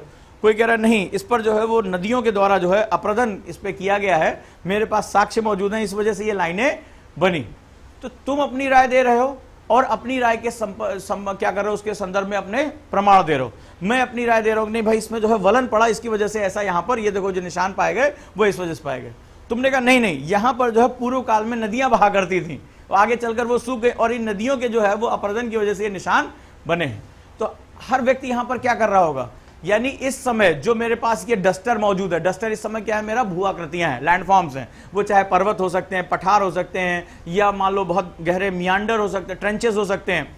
तो अब उस कंडीशन में मैं क्या कर रहा हूं, तुम कह रहे हो कि भाई नहीं इसमें वलन पड़ा, सिकुड़न की वजह से ये निशान इसमें पड़े, तो मैं कहूंगा भैया जब ये किनारे सिकुड़न पड़ा तो बीच में क्यों नहीं पड़ा, मैं तुम्हारी बात काटूंगा। इसका मतलब अब मेरी धारणा सुनो, यहां पर जो है वो दो नदियां जो है वो समांतर बहा करती थी और उसकी वजह से ये निशान पड़ा। तीसरे ने कहा नहीं नहीं ऐसा नहीं होता है, ये एक्चुअली में ये है ही नहीं है पर्वत, ये तो किसी महान पर्वत का एक हिस्सा था जो पूरा अपराधित हो गया और ये वाला बचा, और ये हवाओं की वजह से बना। तो अब मैं क्या करूंगा, हर व्यक्ति यहां पर क्या होगा, उस जो जियोमॉर्फिक साइकिल है, जो आपका जो अभी लैंडफॉर्म आपको दिखाई पड़ रहा है वर्तमान में, ठीक है, वहां पर वो कैसे डेवलप कर गया, ठीक है, उसके विषय में अपनी अपनी धारणाएं प्रस्तुत करेगा। तो और आपको निष्काम भाव से, जिसे कहते हैं ना कि ध्यान धारणा में बैठे हुए सबकी बातों को हाँ हाँ आप भी सही हैं, आप भी सही हैं, आपकी बात आपकी आलोचना, आपकी बात आपकी आलोचना, आपने जो मुख्य बातें कही थी, सबसे लंबा टॉपिक है लेकिन सबसे ज्यादा नंबर देने वाला टॉपिक है ये, ठीक है, बिल्कुल पेटे। हर वैज्ञानिक की अपनी अपनी धारणाएं पकड़िए और आप आगे बढ़ जाइए। समझ गए मैंने क्या कहा आपसे? तो यहां पर क्या होगा, हर व्यक्ति ने जो जो इवैल्यूएशन किया है और दूसरे की बात को काटा है, बस हमें उतना ही पढ़ना है, ठीक है। तो चाहे आप जितने भी आपके जियोमॉर्फोलॉजिस्ट हैं, एक कहेगा पेडीप्लेन, एक कहेगा पेनेप्लेन, एक कहेगा प्रौढ़ावस्था, एक कहेगा जो है रिजेनरेशन हो रहा है, जो यहाँ नवीनीकरण हो रहा है, बस केवल सबके बारे में हमें जान के अपना काम खत्म करना। अगला है डेनुडेशन क्रोनोलॉजी, लिखो अनाच्छादन कालानुक्रम, अनाच्छादन कालानुक्रम, डेनुडेशन क्रोनोलॉजी, मोस्ट इंपॉर्टेंट ये भी है। डिन्यूड कर जाना, वहां से हटा दिया जाना, घिस दिया जाना, किस रूप में वो घिसा, ठीक है, इसके बारे में हमें जानकारी लेनी है। इसके बाद है जलमार्ग आकृति विज्ञान, चैनल मॉर्फोलॉजी, जलमार्ग आकृति विज्ञान, यहां में नदियों और उनके बारे में पढ़ना है, चैनल मॉर्फोलॉजी।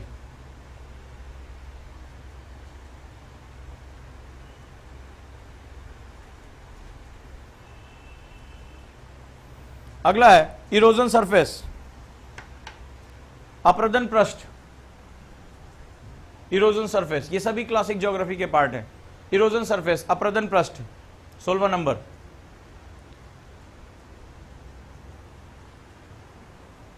ठीक है, अगला है स्लोप डेवलपमेंट, ढालों का विकास। तो इसमें पहले आपको देखना है ढाल बनती कैसे है, और उसके बाद उनके विषय में पढ़ना है कि इन्होंने किसने बताया कि ढाल बनती कैसे है, ठीक है, बड़े ध्यान से इसमें। तो ये जो ढाल होती हैं, ये क्या होता है, स्लोप जो होता है वो एंगल क्रिएट करता है, थीटा, और इन्हीं स्लोप की वजह से कोई भी जो पदार्थ होता है वो खिसक कर क्या होता है, नीचे की तरफ होता है, ठीक है। और इस पदार्थ के खिसकने की वजह से, कभी आप पहाड़ों पर जाइए तो पहाड़ों पर देखेंगे बड़े बड़े खंड टूट कर गिरते हैं, नदियों में बड़े बड़े पर्वत होते हैं, आपने देखा होगा। उसमें आप कभी भी किसी भी नदी के बीच में अगर कोई पत्थर पड़ा होगा बड़ा सा, आप कभी भी उस पत्थर को एंगुलर नहीं देखोगे, ध्यान से देखना, वो कैसा होता है, गोलाश में कन्वर्ट हो जाता है। तुम देखोगे उसका किनारा कैसा होगा, गोल होगा, ठीक है। लेकिन जब वो गिरा था उसमें, तब तो गोल नहीं होगा ना, तब तो वो इस तरह के रूप में होगा। आखिर कौन इतना पदार्थ बाहर ले गया, इतना पदार्थ बहा ले गया, पहला प्रश्न, कौन इतना पदार्थ बहा ले गया, दूसरा कैसे बहा ले गया, और तीसरा क्वेश्चन कहां बहा ले गया, क्योंकि द्रव्य और ऊर्जा क्या है, संरक्षित है। अगर यहां से हटा है तो कहां गया है, तो यहां से हटा तो मुझे इसकी जगह पर ये चीजें हटकर मुझे ये मिल गया, तो जहां पर ये पदार्थ पहुंचा होगा वहां क्या बना। ध्यान से मेरी बात को समझ के रखना, द्रव्य और ऊर्जा ये किसी भी पॉइंट में तुम्हारे दिमाग से निकलनी नहीं चाहिए, एनर्जी और मैटर। क्या मैंने कहा, कौन बहा ले गया, तो एजेंट खोजने होंगे।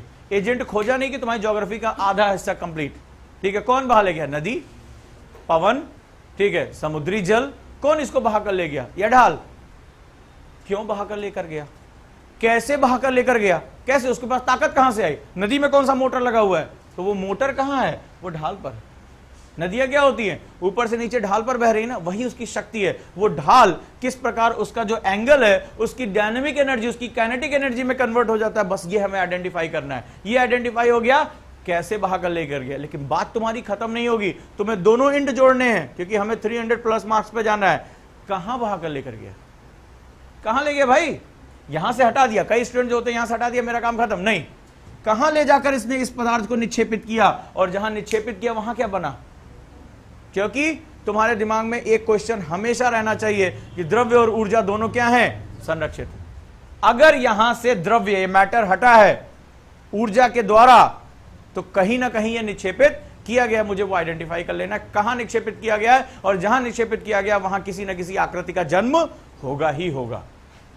बस तुम्हारे लिए दोनों एंड पकड़ में आ जाएंगे। यही तुम्हारे, इतने में तुम्हारी ज्योग्राफी जो है वो कवर हो जाएगी। यूपीएससी बस इतना ही चाहता है। कई बार स्टूडेंट जो होता है सबसे बड़ी जो गलती करता है, पढ़ते समय केवल वो एक पॉइंट याद रखता है। टीचर ने बोल दिया भाई ये है, पूरी बात आप जो है समझो, कहां तक गया उसको लिंक कर दो, तुम्हारे जितने भी टफेस्ट वाले क्वेश्चन है वो तुम्हारी पकड़ में आ जाएंगे। चलो अगला देखते हैं। स्लोप डेवलपमेंट हो गया, ढाल विकास। अब जो ये वाले टॉपिक्स हैं ये नए जोड़े गए हैं। 18-19 जो है सेगमेंट है, ये बहुत नए टॉपिक हैं, ठीक है। इस पे जो है यूपीएससी इस समय जो है बहुत फोकस कर रहा है। यहां से क्वेश्चन काफी आ रहे हैं, जिसमें पहला है अप्लाइड जियोमॉर्फोलॉजी, यानी कि अनुप्रयुक्त भू आकृतिक विज्ञान। अनुप्रयुक्त भू आकृतिक विज्ञान पर्पस क्या है और क्यों जो है इसको हमें पकड़ना, जो थोड़ा सा इसमें मेहनत करनी पड़ती है। अप्लाइड जियोमॉर्फोलॉजी यानी कि जियोमॉर्फोलॉजी का इस्तेमाल करके आप जो है वो लोगों के जीवन में क्या जो है वो उन्नति ला सकते हैं। जैसे हाइड्रोलॉजी का विकास करके, ठीक है, जमीन के अंदर क्या सेगमेंट है इसके विषय में आप जानकारी देकर, मान लीजिए आप अधिकारी हैं और रेलवे पटरियों के बारे में आपको कि एक पहाड़ी क्षेत्र में रेलवे पटरियां बिछानी है, तो वहां की मृदा के विषय में आपकी जानकारी, वहां की ढाल के विषय में जानकारी, वहां के भू आकृति के विषय में जानकारी आपको क्या कर सकता है, काफी मदद कर सकता है आपके सिविल सेवा में, आपके निर्णय लेने में ये आपकी काफी हेल्पफुल रहेगा। कहां पर जो है वो भूमिगत जल की क्या स्थिति है, आप उसमें कैसे जो है वो स्थितियों को सही कर सकते हो। This is known as applied geomorphology, और यहां से क्वेश्चन आजकल काफी आने लगे हैं। चलो फिर है जियो हाइड्रोलॉजी, सेकेंड भू जल विज्ञान, जियो हाइड्रोलॉजी। भाई ये इतना इंपॉर्टेंट है, ये ऑप्शनल छोड़ो, यहां से जीएस के इस बार 2 क्वेश्चन थे। यहां तुमने अगर ढंग से इसको पढ़ा, इसमें तुम लोगों ने जल प्रबंधन और सूखा उखा के बारे में इस बार तुमने मेंस में क्वेश्चन देखा होगा जीएस में। जियो हाइड्रोलॉजी के साथ आप इसको भी मेंटेन कर सकते हो, चाहे भूमिगत जल के बारे में, चाहे जो, ये बड़ा अप्लाइड पार्ट है। ये मत समझना यहां खत्म हो जाएगा, ये ज्योग्राफी जब तक पढ़ते रहोगे ये कहीं ना कहीं से तुम्हें खींचना पड़ेगा, मैगजीन से, जो तमाम पत्रिकाएं आ रही वहां से आपको इसको पढ़ाना पड़ेगा। इकोनॉमिक जियोलॉजी एंड एनवायरमेंट आ गया, देखो लिखो आर्थिक भूविज्ञान एवं पर्यावरण, आर्थिक भूविज्ञान एवं पर्यावरण। अब ये जीएस में यहां से क्वेश्चन ना आए ऐसा संभव ही नहीं है, यहां तो आएगा ही आएगा। अच्छा, ये तीनों जो है वो सबसे ज्यादा जो है वो डेरिवेटिव पार्ट है, ये जो तीनों जोड़े गए हैं नए, ठीक है, ये तीनों जो है वो सबसे ज्यादा डायनेमिक पार्ट है, और इसी वजह से यहां से क्वेश्चन काफी आ रहा है, क्योंकि यहां से वो थक गए हैं क्वेश्चन पूछ पूछ के, ठीक है। वही 6-7 क्वेश्चन है हर उसके, और घूम फिर के दाएं बाएं करके वही क्वेश्चन पूछते हैं। ये तीनों जो है वो नए हैं, ये किताबों में जनरली ये दोनों तो पूरी तरह से गायब है, जो भी हमारे पास उपलब्ध किताब है, ये हमें जो है वो मैगजीन से और इन सबसे निकालना पड़ेगा, और मजेदार है, यहां से नंबर अच्छे मिलते हैं, और ये जीएस में भी हमारी काफी हेल्प है। ये रहा हमारा यूनिट 1। यूनिट 1 में 20 टॉपिक हैं, 20 टॉपिक में 6 टॉपिक ऐसे हैं जिसको तुम्हें दोबारा पढ़ने की आवश्यकता है ही नहीं है, एक टॉपिक पढ़ोगे अपने आप वो दूसरा टॉपिक कवर हो जाएगा, ठीक है। लेकिन ये सबसे ज्यादा टाइम टेकिंग। अब पहले यहां लिखो बुक्स कौन सी पढ़नी है इसके लिए, अगर तुम अपने आप सेल्फ स्टडी भी करना चाहते हो तो पी दयाल, इंग्लिश और हिंदी दोनों में आती है, पी दयाल जियोमॉर्फोलॉजी भू आकृतिक विज्ञान बाई पी दयाल।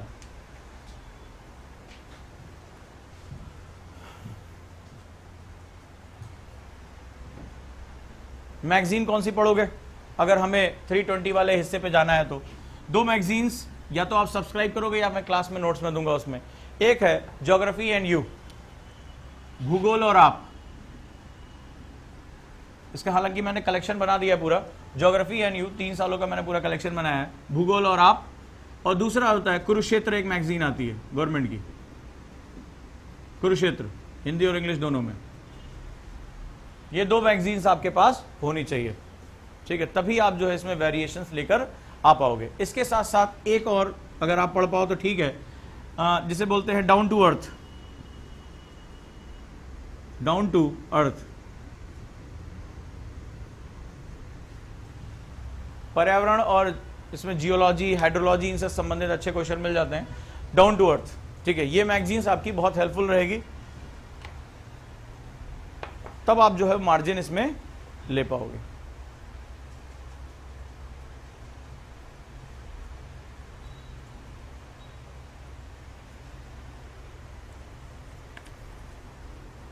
आ जाइए यूनिट 2 पे।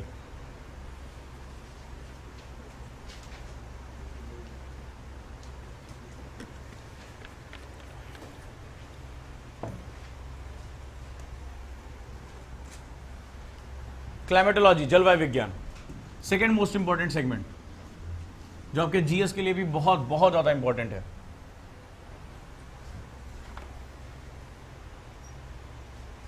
इसमें मैं अच्छा खासा टाइम लूंगा इसको कवर कराने में।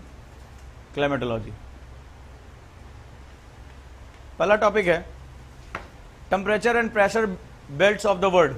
ठीक है, विश्व क्या ताप और दाब पेटियां। अब देखो ज्योग्राफी जो मैंने जीएस पढ़ाई थी उसके साथ ये कितना आसान हो जाएगा।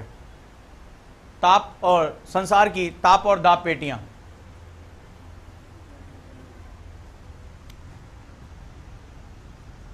एक बात ध्यान रखना, जलवायु विज्ञान, ठीक है, जलवायु विज्ञान जो इतना इंपॉर्टेंट टॉपिक है, अगर जलवायु विज्ञान नहीं समझ पाए तो मानव भूगोल, सांस्कृतिक भूगोल, आर्थिक भूगोल, ठीक है, ये तुम अपने आप हमारा अपने हाथ से निकल जाएगा। इसको समझना, इस टॉपिक को समझना हमारे लिए बहुत आवश्यक है। जलवायु इतना पावरफुल फैक्टर होता है कि रंग रूप, त्वचा, धर्म, संस्कृति, खान पान, रहन सहन, आवास, जो हमारे आर्थिक जो मूवमेंट्स हैं, ये सारा का सारा किस पे डिपेंड करता है? इसी जलवायु पर डिपेंड करता है। अगर किसी क्षेत्र का व्यक्ति चावल, उसका मुख्य भोजन चावल है, तो उसके पीछे जो है उसकी आदत नहीं, उसका जलवायु कारण है। इसका मतलब है कि वो जो प्रदेश है वो उष्ण आर्द्र प्रदेश में पड़ रहा होगा, और उष्ण आर्द्र प्रदेश में क्या होता है? बारिश ज्यादा होगी। बारिश ज्यादा होने की वजह से वहां पर क्या होगा? खरीफ का क्रॉप बोई जाएगी, जिसमें चावल जो होगा वो मुख्य रूप से होगा। यानी अगर वो अपने भोजन में चावल ग्रहण कर रहा है, या अगर उस क्षेत्र से चावल का निर्यात किया जा रहा है, तो इसका मतलब है कि वहां की जलवायु किस फसल के लिए सबसे उपयुक्त है? चावल के लिए।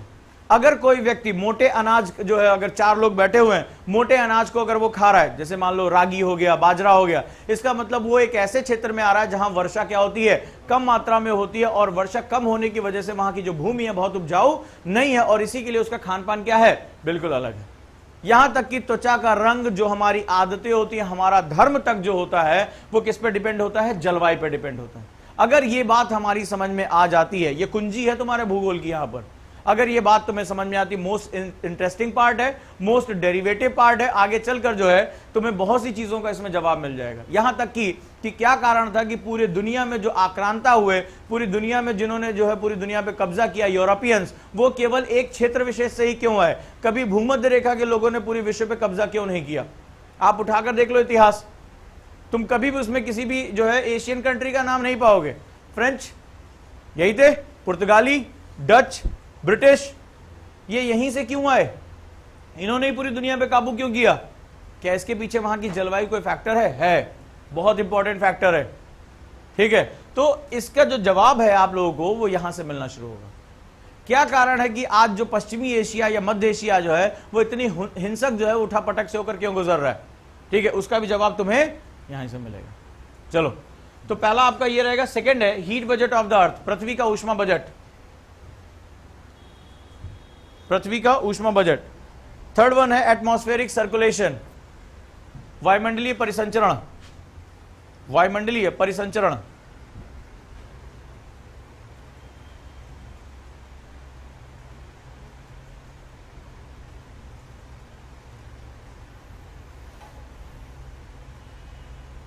चौथा नंबर है एटमॉस्फेरिक स्टेबिलिटी एंड इनस्टेबिलिटी, वायुमंडलीय स्थायित्व एवं अस्थायित्व।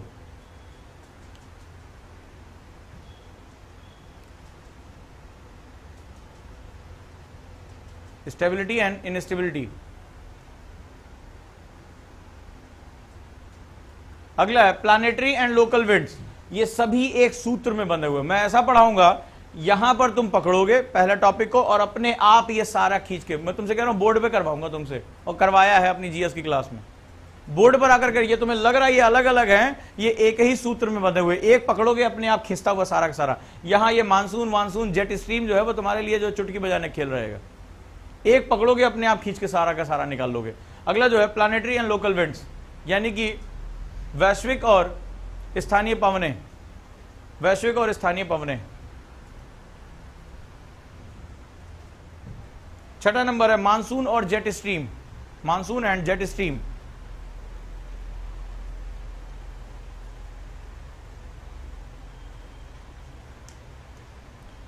सातवें नंबर पर है एयर मासेस एंड फ्रंटोजेनेसिस, ठीक है, वायु संहतियां एवं वाताग्र जनन, वायु संहतियां एवं वाताग्र जनन।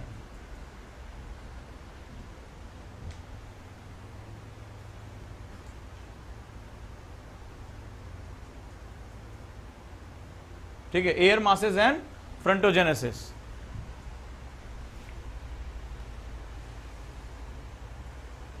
आठवां नंबर है टेम्परेट एंड ट्रॉपिकल साइक्लोन्स, बहुत इंपॉर्टेंट है, जीएस के लिए भी बहुत इंपॉर्टेंट है और आपदा प्रबंधन के लिए भी बहुत इंपॉर्टेंट है ये, यानी जीएस पेपर 3 में सीधे स्ट्राइक मारेगा ये, जीएस पेपर 1 और जीएस पेपर 3 तीनों में। ठीक है, टेम्परेट एंड ट्रॉपिकल साइक्लोन्स यानी कि शीतोष्ण और उष्ण कटिबंधीय चक्रवात। अभी आप देख ही रहे हो इस समय कितना जो है बवाल मचा हुआ है। ठीक है, शीतोष्ण एवं उष्ण कटिबंधीय चक्रवात। नवा types and distribution of precipitation. ठीक है, जीएस में तो सब पढ़ा चुका हूं मैं, बस इसमें केवल थ्योरी डालनी है और कुछ नहीं।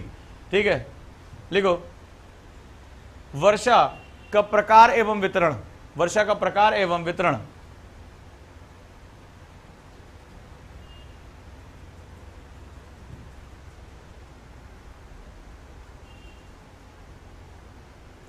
दसवां weather and climate, weather and climate, मौसम और जलवायु। अब ये रहे 10 टॉपिक। देखो बड़ी मजेदार बात, ठीक है, अभी तुम्हें लग रहा है सिलेबस बहुत बड़ा है। ठीक है, 6 सिद्धांत तुम्हें बताऊंगा, इनको सिखाने में 2 क्लास में पूरी लूंगा। ठीक है, 6 सिद्धांत, डायरेक्ट उनका कोई रिलेशनशिप नहीं होगा, लेकिन ये 6 सिद्धांत तुम सीख गए, ये 10 के 10 टॉपिक ये खत्म। ठीक है, हवाएं कैसे चलेगी, बारिश कैसे होगी, बादल कैसे बनेंगे, ठीक है, चक्रवात कैसे आएंगे, एयर मासेस क्या होता है, सिर्फ का इसके बाद सिर्फ तुम्हें उसको डेरिवेट करते जाना है। 6 प्रिंसिपल्स तुम लोगों को बताऊंगा, मॉलिक्यूल्स क्या होते हैं, प्रेशर कैसे डेवलप होता है, सूर्य के साथ उनका संबंध तुम स्थापित कर लो बस, यानी कि सन के साथ रिलेशनशिप कैसे तय होता है। एक बार सन के साथ एस्टेब्लिशमेंट तुम कर लेगे उसके रिलेशनशिप का, जो तुम्हें अभी तक ये सारा बताया है, ये अगर तुम 2 क्लास बैठोगे तो 2 क्लास में भी तुम्हारा ये सारा का सारा सेगमेंट कंप्लीट हो जाएगा। इतना आसान है, ये पूरे ज्योग्राफी का सबसे लॉजिकल चैप्टर है, सबसे लॉजिकल। एक खींचोगे सारे के सारे बाहर आ जाएंगे खटाक से, और कभी भी उसमें गलती नहीं करोगे, लेकिन जिस तरह से बताऊंगा उस तरह से। आ जाओ 11वें टॉपिक पे, क्लासिफिकेशन ऑफ वर्ल्ड क्लाइमेट, वैश्विक जलवायु का वर्गीकरण।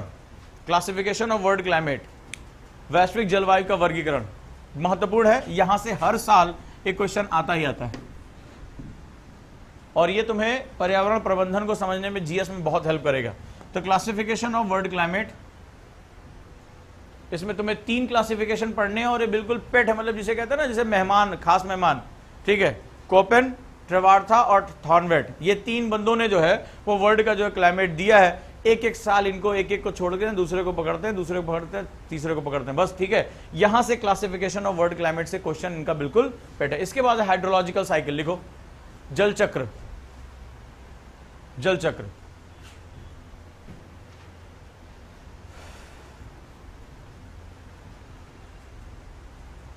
तेरहवां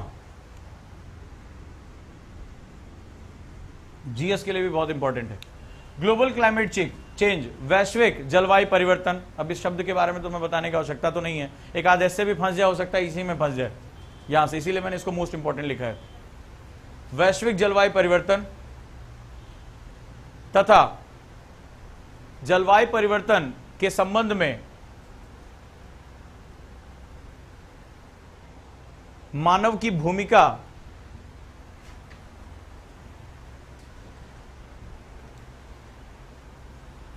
मानव की भूमिका तथा उत्तरदायित्व, भूमिका तथा उत्तरदायित्व। ये बहुत गहरा टॉपिक है, बहुत डायनामिक टॉपिक है ये। ठीक है, इसमें तुम्हें लगातार अपडेट करते रहना पड़ेगा। अब जैसे जितने भी तुम्हारे कन्वेंशन हो रहे हैं, ये हमारा क्या है, उत्तरदायित्व तो है, चाहे पेरिस हो गया, उससे पहले क्योटो हो गया, मॉन्ट्रियल हो गया, हम क्या कर रहे हैं उस जलवायु परिवर्तन के लिए क्या कर रहे हैं? पहली बात तो हमारी भूमिका, हमारी गाड़ियां ही क्या निकाल रही हैं, हमारी फैक्ट्रियां ही तो जलवायु परिवर्तन का कारण बन रही है, हमारी आर्थिक गतिविधियां ही तो उसका सबसे बड़ी दुश्मन है। तो पहले आपको वो समझना होगा, उसके बाद हम उसके लिए क्या कर सकते हैं, यहां पर जाना होगा। अगला है 14, applied climatology and urban climatology. Urban climate लिखो, अनुप्रयुक्त जलवायु विज्ञान और शहरी जलवायु। अनुप्रयुक्त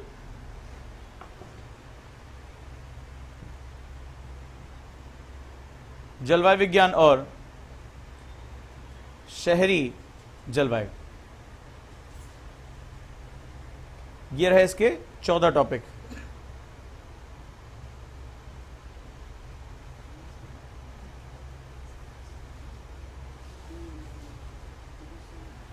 राइट, 2 मिनट का ब्रेक दे रहा हूं मैं आप लोगों को, एक बार इसको जरा जल्दी से रिवाइज करिए। इनकी धारणाएं बनाना आपके लिए बहुत आवश्यक है, करना चाहते हो। अच्छा चलो,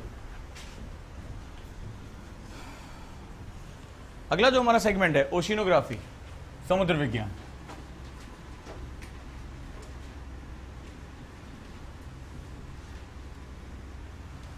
वास्तव में जो भूगोल का पर्पस है, ठीक है, उसमें मैंने अभी आपको जलवायु ने बताया, जल और वायु इन दोनों से मिलकर, यानी ये दोनों जो है वो विश्व के क्लाइमेट को प्रभावित करने में दोनों की बड़ी महत्वपूर्ण भूमिका है।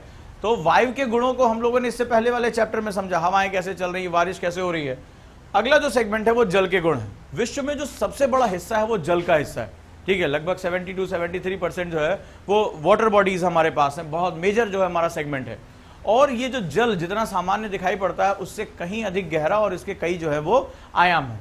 ये क्या होता है, जो वायु होती है वो जल को प्रभावित करती है और जल जो होता है वो वायु को प्रभावित करता है, और ये सभी मिलकर वैश्विक जलवायु के जो है वो प्रभावित करते हैं। साथ ही साथ ये मानव की आर्थिकी के लिए बहुत इंपॉर्टेंट है, यानी इकोनॉमिक ज्योग्राफी को अगर समझना है तो आर्थिक भूगोल को समझना पड़ेगा। लेकिन इससे भी बड़ा महत्वपूर्ण है, कुछ समय से, पिछले 2 सालों से इसके क्वेश्चन जीएस में और ऑप्शन में बहुत ज्यादा आने लगे हैं, क्योंकि ये जो समुद्र हैं, पहली बात तो ये संसाधनों से भरे हुए हैं, खाद्य संसाधन और ऊर्जा संसाधन दोनों, और विश्व को इन दोनों चीजों की बहुत जो है वो कमी पड़ती चली जा रही है। इसके साथ साथ ये जो समुद्री बाउंड्रीज हैं वो धीरे धीरे जो है वो विवादों के विषय में आते चले जा रहे हैं। जैसे दक्षिण चीन सागर का विवाद बहुत आप लोगों ने सुना, ठीक है, साउथ चाइना, हिंद महासागर में जो है वो आप एक संघर्ष का दौर देखते चले जा रहे हैं। तो ऐसी कंडीशन में ये जो आज के समय में सी बाउंड्रीज हैं, जो सी लिमिट्स हैं, वो एक आपस में संघर्ष का कारण बनते चले जा रहे हैं। इससे भी बड़ा एक और सेगमेंट, एक दैत्य ने पिछले 3 साल पहले एक बहुत बड़ी घटना हुई थी, और उस घटना के बाद से जो है एक बड़े दैत्य ने सर उठा लिया।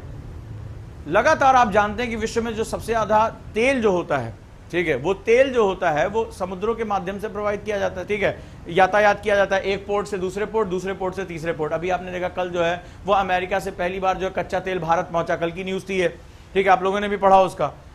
लेकिन कई बार ऐसा होता है कि ये जो तेल होता है ये फैल जाता है, लीक कर जाता है, टैंकर पलट गए, और ऐसी एक बहुत बड़ी दुर्घटना हुई थी जब ब्रिटिश पेट्रोलियम का जो अंदर से जो तेल लीक करते हुए चला गया। लेकिन जब ये लीकेज होता है, जब ये प्रदूषण होता है, तो ये पृथ्वी पर होने वाले किसी भी अन्य प्रकार के प्रदूषण से अधिक खतरनाक होता है, क्योंकि तेल का सरफेस टेंशन जल के सरफेस टेंशन से बिल्कुल अलग होता है, उसका प्रश्न तनाव अलग होता है। और ये क्या होता है, तेजी से फैलता हुआ क्या हो जाता है, तेल जो होता है पानी के ऊपर फैल जाता है। जब पानी के ऊपर फैल जाता है तो ये पूरी फिल्म उसके ऊपर एक बना देता है, परत चढ़ा देता है, और इस परत चढ़ाने की वजह से पूरा जो जलमंडल है, जो पूरी लाइफ हो गया, डिजास्टर हो जाती है बहुत भयानक तरीके से। पृथ्वी पर अगर कोई प्रदूषण हो तो मानव सीधे पहुंचकर उस प्रदूषण को हटा सकता है, उसको मिटिगेट कर सकता है, लेकिन इतने बड़े जल पर फैला हुआ जो तेल है उसको आप कैसे मिटिगेट करोगे, उसको कैसे सुखाओगे, ठीक है। और ऐसी कंडीशन में जो है वो बहुत ज्यादा डिजास्टर पैदा हो जाता है। इससे भी बड़ी बात हुई 2 साल पहले, ठीक है, एक सन 2000 में बड़ी घटना हुई और एक 2 साल पहले हुई। सन 2000 में हुआ ये कि इससे पहले जो है मानव की गतिविधियों को समुद्रों के संदर्भ में नहीं आंकते थे। सन 2000 में यूनाइटेड नेशन की अध्यक्षता में एक कमेटी बनाई गई, क्लाइव विल्किंसन कमेटी, और क्लाइव विल्किंसन कमेटी ने एक रिपोर्ट दी कि संसार में जो सबसे अधिक जो जलीय जैव विविधता के केंद्र हैं वो शैवालों के अंदर छुपे हुए हैं, ठीक है, कोरल्स में छुपे हुए हैं, प्रवालों में। अब ये जो प्रवाल है वो कोरल ब्लीचिंग का शिकार हो रहे हैं, प्रवाल विरंजन का शिकार हो रहे हैं। सन 2002 में दोबारा ये रिपोर्ट आई और अभी पिछले साल जो है वो अगली बार जो रिपोर्ट आई वो ये कहती है कि अगर यही दर रही तो 2050 तक दुनिया के जो अधिक से अधिक जो आपके कोरल रीफ है, जो प्रवाल भित्तियां हैं, वो क्या हो जाएगी, संसार से साफ हो जाएंगी। और इसका जो सबसे बड़ा दुष्प्रभाव पड़ेगा वो मानव की जो आर्थिक जरूरतें हैं उनको खत्म कर देगी। ठीक है, संसार से मछलियों की कई प्रजाति विलुप्त हो जाएगी और इससे भी बड़ा संकट ये आएगा, ये जो समुद्र होते हैं ये सबसे बड़े कार्बन सिंक होते हैं, ये सबसे अधिक मात्रा में कार्बन डाइऑक्साइड को अपने साथ अवशोषित करते हैं और हमारी जरूरतों का, आप आश्चर्य करोगे, अधिक से अधिक ऑक्सीजन इन पेड़ पौधों से नहीं आता, इन समुद्रों के अंदर से आता। और लास्ट ईयर जो है वो रिपोर्ट आई है यूनाइटेड नेशंस की और वो कह रहे हैं कि अब इनफ, वर्ड इनफ, समुद्र जो है वो हमारे कार्बन डाइऑक्साइड अवशोषित करने की उच्चतम क्षमताओं तक पहुंच चुके हैं, इससे ज्यादा वो बर्दाश्त नहीं कर पाएंगे, नहीं कर पाएंगे। इसका मतलब है कि ओशियन जैसे दिख रहे हैं उससे ज्यादा परिवर्तन की तरफ से जा रहे हैं। इस पूरी बातचीत करने का जो मतलब था वो ये था कि यानी इस तीसरे टॉपिक में हमें सबसे ज्यादा डायनेमिज्म पढ़ना है, सबसे ज्यादा हमें डायनेमिक पोर्शन पढ़ना है और यही डायनेमिक पोर्शन हमारा आधार बनेगा। ठीक है, ये इतना बड़ा टॉपिक है कि ये जीएस भी कवर करेगा, डिजास्टर मैनेजमेंट, एनवायरमेंट, पीटी, ये सब कुछ कवर करेगा ये। ठीक है, तो यहां हमें बहुत ज्यादा जो है वो अपना फोकस करके रखना है। चलिए सिलेबस देख लेते हैं इसका।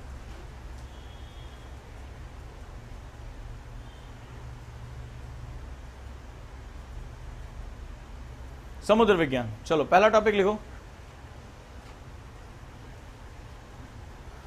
बॉटम टॉपिक टोपोग्राफी ऑफ, ठीक है, तलीय स्थलाकृतियां, 3 सागरों के विषय में पढ़ना है। तलीय स्थलाकृतियां यानी समुद्रों का तल कैसा, ये कटोरे जैसा है, बेसिन के रूप में है, या वाकई में यहां पर भी जो है वो पृथ्वी की भांति स्थलाकृतियां पाई जाती हैं, इसमें भी पहाड़, पर्वत, मैदान ये सब पाए जाते हैं। तो चलिए तलीय स्थलाकृतियां पढ़नी है। पहला अटलांटिक महासागर की, दूसरा हिंद महासागर की और तीसरा प्रशांत महासागर की।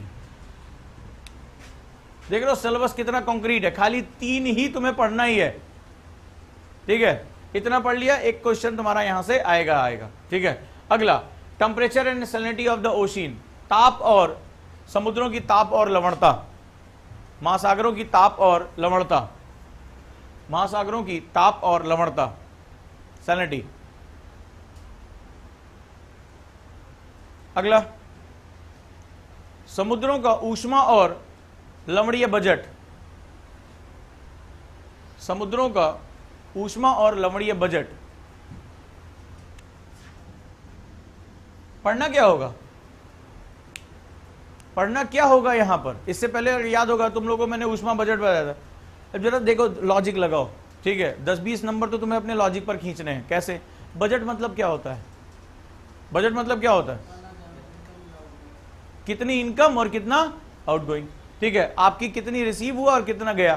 तो यहां पर आपको क्या होगा, कितनी हीट उसको रिसीव हो रही है और कितना वो जो है वो डिसिपिटेशन कर रहा है, कितना उसमें से निकल रहा है। तो कितनी हीट निकल रही है ये इस बात पर, जब जलवायु विज्ञान में आप पढ़ोगे कि सूर्य के साथ कोण कितना है, ठीक है, जल का जो है वहां पर कैरेक्टरिस्टिक कितना है, तुरंत आप हीट और सॉल्ट बजट के बारे में अपने आप बता दोगे यहां पर कैसा बजट होगा। चलो अगला है ओशियन डिपॉजिट्स,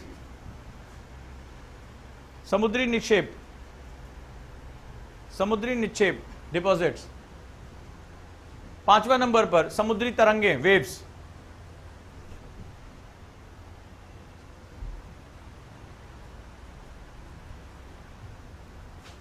छठा नंबर करंट एंड टाइड्स,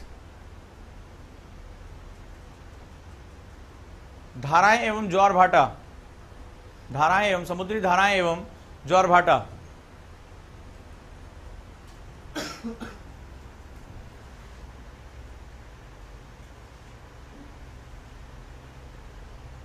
7वां, अब इकोनॉमिक सिस्टम में प्रवेश कर जाओगे, समुद्री संसाधन, मरीन रिसोर्सेस। अब देखो इसमें, इसको मैंने जो है वो पेपर देख के बता दिया कि इसी 3 से क्वेश्चन आते हैं। पहला है बायोटिक, जैविक, जैसे मछलियां, प्रवाल, ये सब क्या है, सब जैविक संसाधन है। ठीक है, जैविक। दूसरा है मिनरल, खनिज संसाधन, जैसे मैग्नीज नोड्यूल्स। और तीसरा, जहां से भैया तुम्हारा आईआर का क्वेश्चन फंस सकता है, एनर्जी रिसोर्सेज। ठीक है, ऊर्जा संसाधन, इसीलिए तो मारामारी हो रही। साउथ चाइना सी, इसको पढ़ने के बाद तुम्हें समझ में आ जाएगा कि आखिर जो है चाइना की प्रॉब्लम क्या है वहां पे, और वियतनाम, भारत, ये सब जो है वहां पर संघर्ष करते हुए क्यों दिखाई पड़ रहे हैं।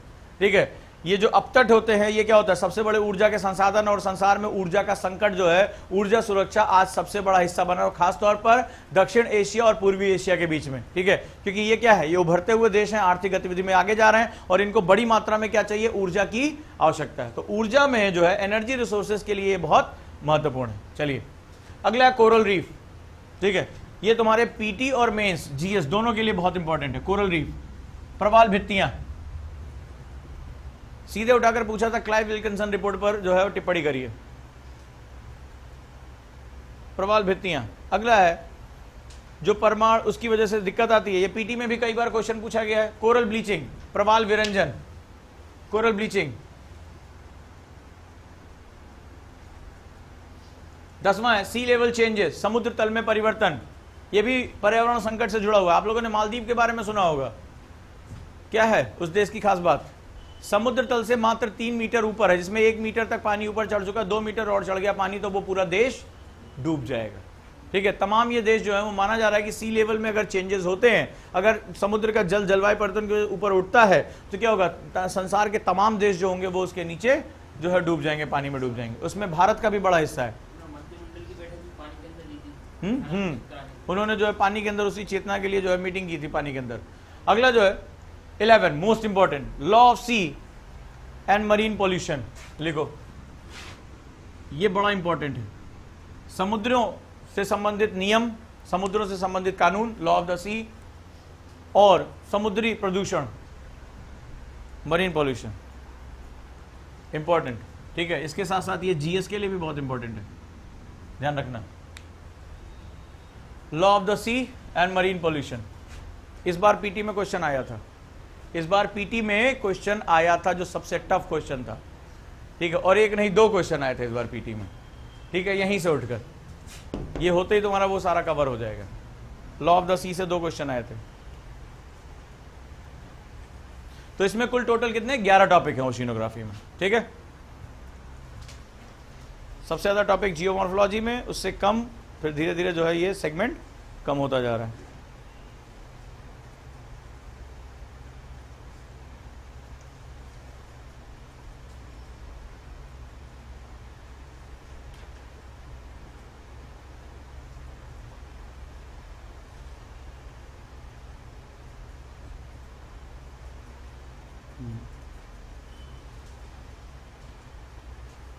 जैव भूगोल को देख लेते हैं, बायोजियोग्राफी। तो बायोजियोग्राफी में हम सबसे पहले देखेंगे बायोजियोग्राफी, जैव भूगोल, यूनिट नंबर 4। अच्छा, यूनिट नंबर 2 और 3 के लिए बुक लिख लो। एक कंबाइंड बुक आती है डीएस लाल की, डीएस लाल, अलग अलग भी आती है, कंबाइंड भी आती है। कंबाइंड ही ले लो तो ज्यादा अच्छा है।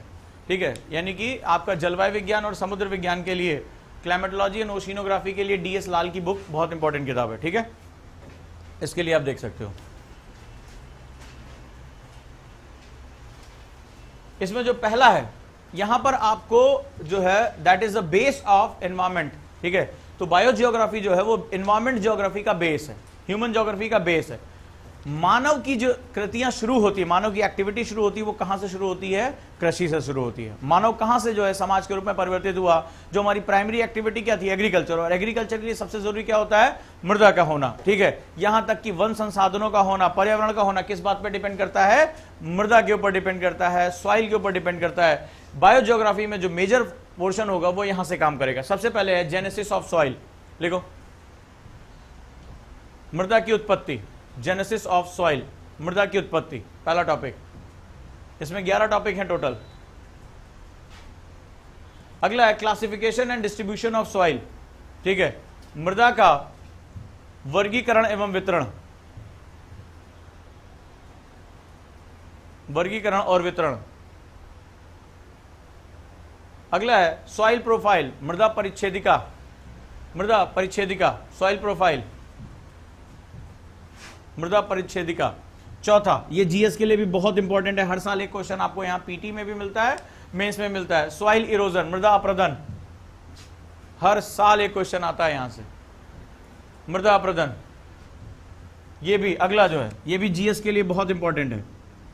डिग्रेडेशन एंड कंजर्वेशन, मृदा अवनयन और संरक्षण। इस बार सॉइल हेल्थ कार्ड आया था कि नहीं आया था? ठीक है, सब कुछ इसी के अंदर पढ़ लेना। इस बार पीटी में सॉइल हेल्थ कार्ड आया था ना? ठीक है, लिखो डिग्रेडेशन एंड कंजर्वेशन, मृदा का अवनयन और संरक्षण।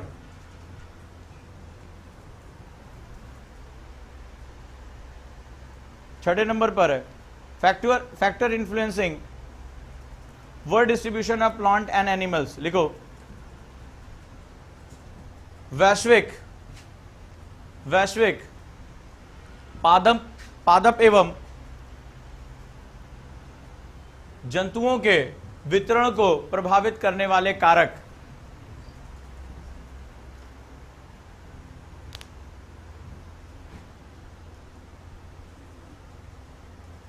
प्रभावित करने वाले कारक।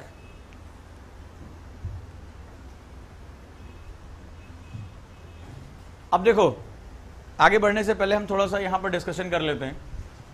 कितना जो है वो ये खूबसूरत सेगमेंट है। एक बार इंटरव्यू में पूछा गया था यूपीएससी में ही कि बेटा क्या कारण है कि भूमध्य रेखा पर शेर नहीं पाए जाते? Plant does not live in the equator. जबकि जैसे भाई शेर कहाँ रहता है? जंगल में रहता है। और सबसे बेहतरीन अगर कहीं तुम्हें जंगल में दिखाई पड़ेंगे, वन संपदा दिखाई पड़ेगी, तो वो कहाँ तुम्हें दिखाई पड़ेगी? भूमध्य रेखा पर दिखाई पड़ेगी। क्यों दिखाई पड़ेगी? अब तुम अपने आप इनके जवाब दे ले जाओगे। तो क्वेश्चन पूछा गया था कि शेर जो होते हैं वो भूमध्य रेखा पर क्यों नहीं पाए जाते, जबकि वहां जंगल सबसे ज्यादा घने हैं। हाँ, सोच के देखना कि आज तुम जाके एनिमल डिस्ट्रीब्यूशन जब तुम फाइंड आउट करोगे तो जंगल कहां, शेर कहां रहता है? शेर जंगल का राजा। बचपन से हमें पंचतंत्र की कहानी में सिखाया जाता है। और सबसे घने जो है वृक्ष कहां पाए जाते हैं? जहां पर वर्षावन होंगे, जहां पर आर्द्रता होगी, उष्णता होगी, तो वो भूमध्य रेखा पर पाए जाएंगे। लेकिन वहां शेर नहीं पाए जाते, ठीक है, बाघ नहीं पाए जाते। कारण है क्या हुआ?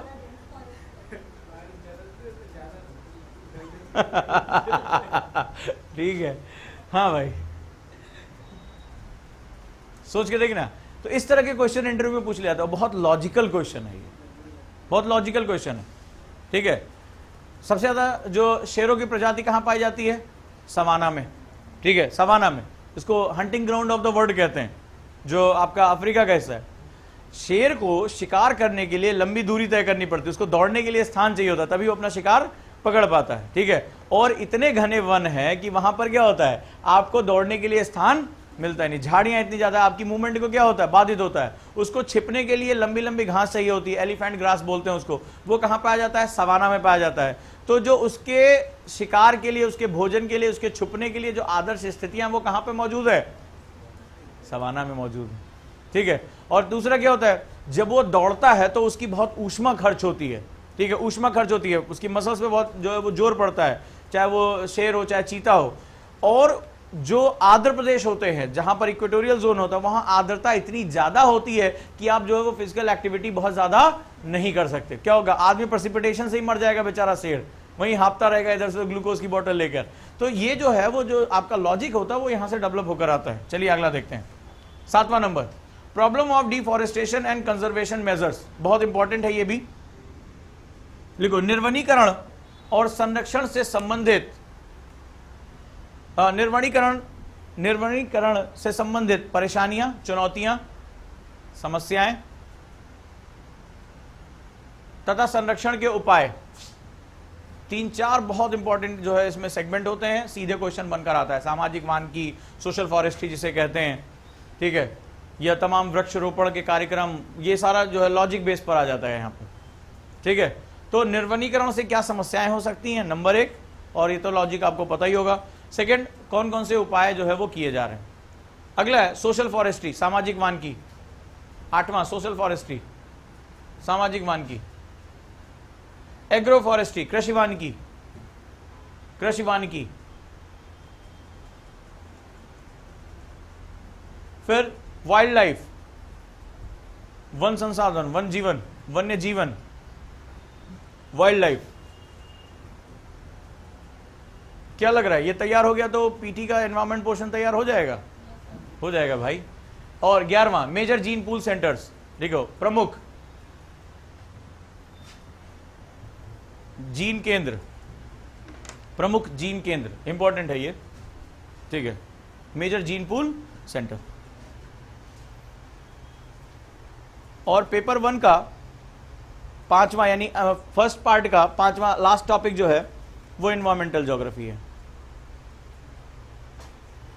पर्यावरणीय भूगोल। ये आपने अपना आधार बना लिया, मिट्टी के बारे में पता कर लिया, संसार के जीवों के बारे में पता कर लिया, वन होंगे तो क्या उसमें पॉजिटिव है, नहीं होंगे तो नुकसान क्या होंगे, ये सब पता कर लिया। अब आप सीधे किस में प्रवेश कर जाएंगे, एनवायरमेंट के लिए प्रवेश करेंगे। बायोजियोग्राफी और एनवायरमेंट के लिए जो किताब होगी वो सविंदर सिंह की बुक आती है, ठीक है, सविंदर सिंह, अगर टाइम हो तो पढ़ लीजिए। लेकिन इसकी जो सबसे खास बात है, जो क्वेश्चन का प्रकार है, 60% क्वेश्चन इस वाले पोर्शन से वो करंट से आते हैं, जो भी करंट में डेवलप हो रहा है, जो आपके मैगजीन्स में आ रहा है, जो आपके न्यूज़पेपर में आ रहे हैं, 60% क्वेश्चन जो है वो करंट से आते हैं यहाँ पे, ठीक है। सबसे ज्यादा मेजर पोर्शन जो है वो सबसे इंपॉर्टेंट इन्फ्लुएंसिंग फैक्टर ये है।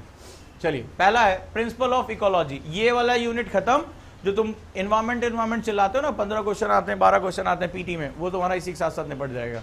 प्रिंसिपल ऑफ इकोलॉजी, ठीक है, लिखो इकोलॉजी के सिद्धांत। पहला है इकोलॉजी के सिद्धांत,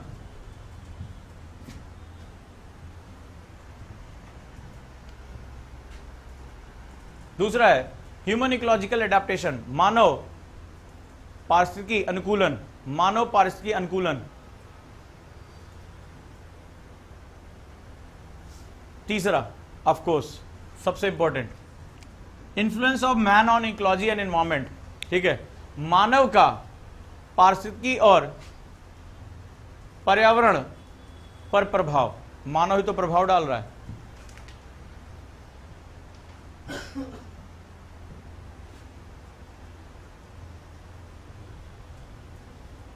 अगला है global and regional ecological changes and imbalances, लिखो वैश्विक और क्षेत्रीय पारिस्थितिकी परिवर्तन, वैश्विक और क्षेत्रीय पारिस्थितिकी परिवर्तन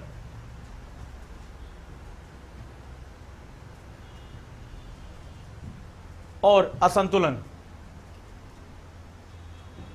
और असंतुलन।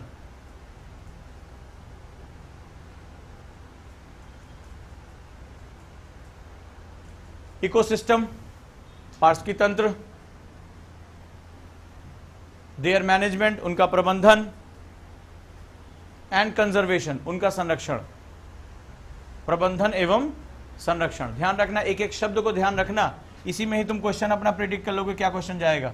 इकोसिस्टम क्या होता है, सबसे पहले उनका प्रबंधन आप कैसे कर सकते हो। प्रबंधन का मतलब होता है बेस्ट प्रैक्टिसेस, ठीक है, उस समय काल में जो है सबसे बेस्ट ऑप्टिमम यूटिलाइजेशन। और संरक्षण यानी अगर कोई संकट में पड़ गया है तो उसको कैसे आप संरक्षित कर सकते हो। इन सीटू यानी यथास्थान, एक्स सीटू यानी कि परास्थान है, बाहर ले जाकर आप कहीं जू में रखकर, कहीं बाहर रखकर जो उसका संरक्षण करते हो, तो ये सारा इसके साथ आ जाता है। अगला है एनवायरमेंटल डिग्रेडेशन, पर्यावरणीय अवनयन। देखो नेक्स्ट, छठा पर्यावरणीय अवनयन।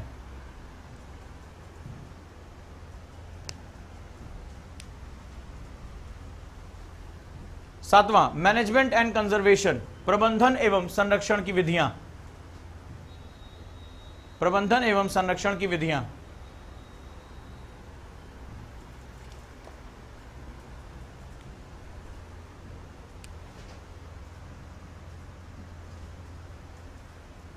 अब आ जाओ 8वें नंबर पर, मोस्ट इंपॉर्टेंट, बायोडाइवर्सिटी, जैव विविधता एंड सस्टेनेबल डेवलपमेंट।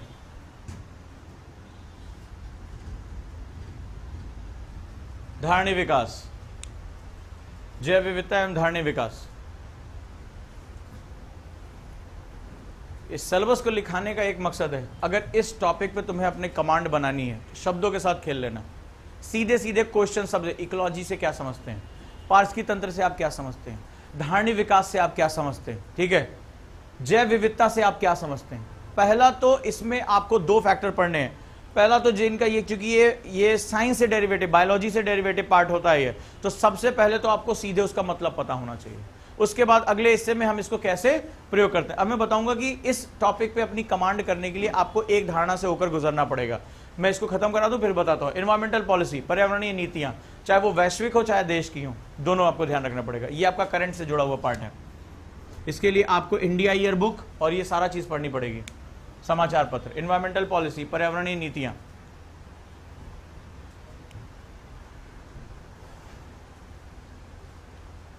दसवां है environmental hazards and remedial measures, पर्यावरणीय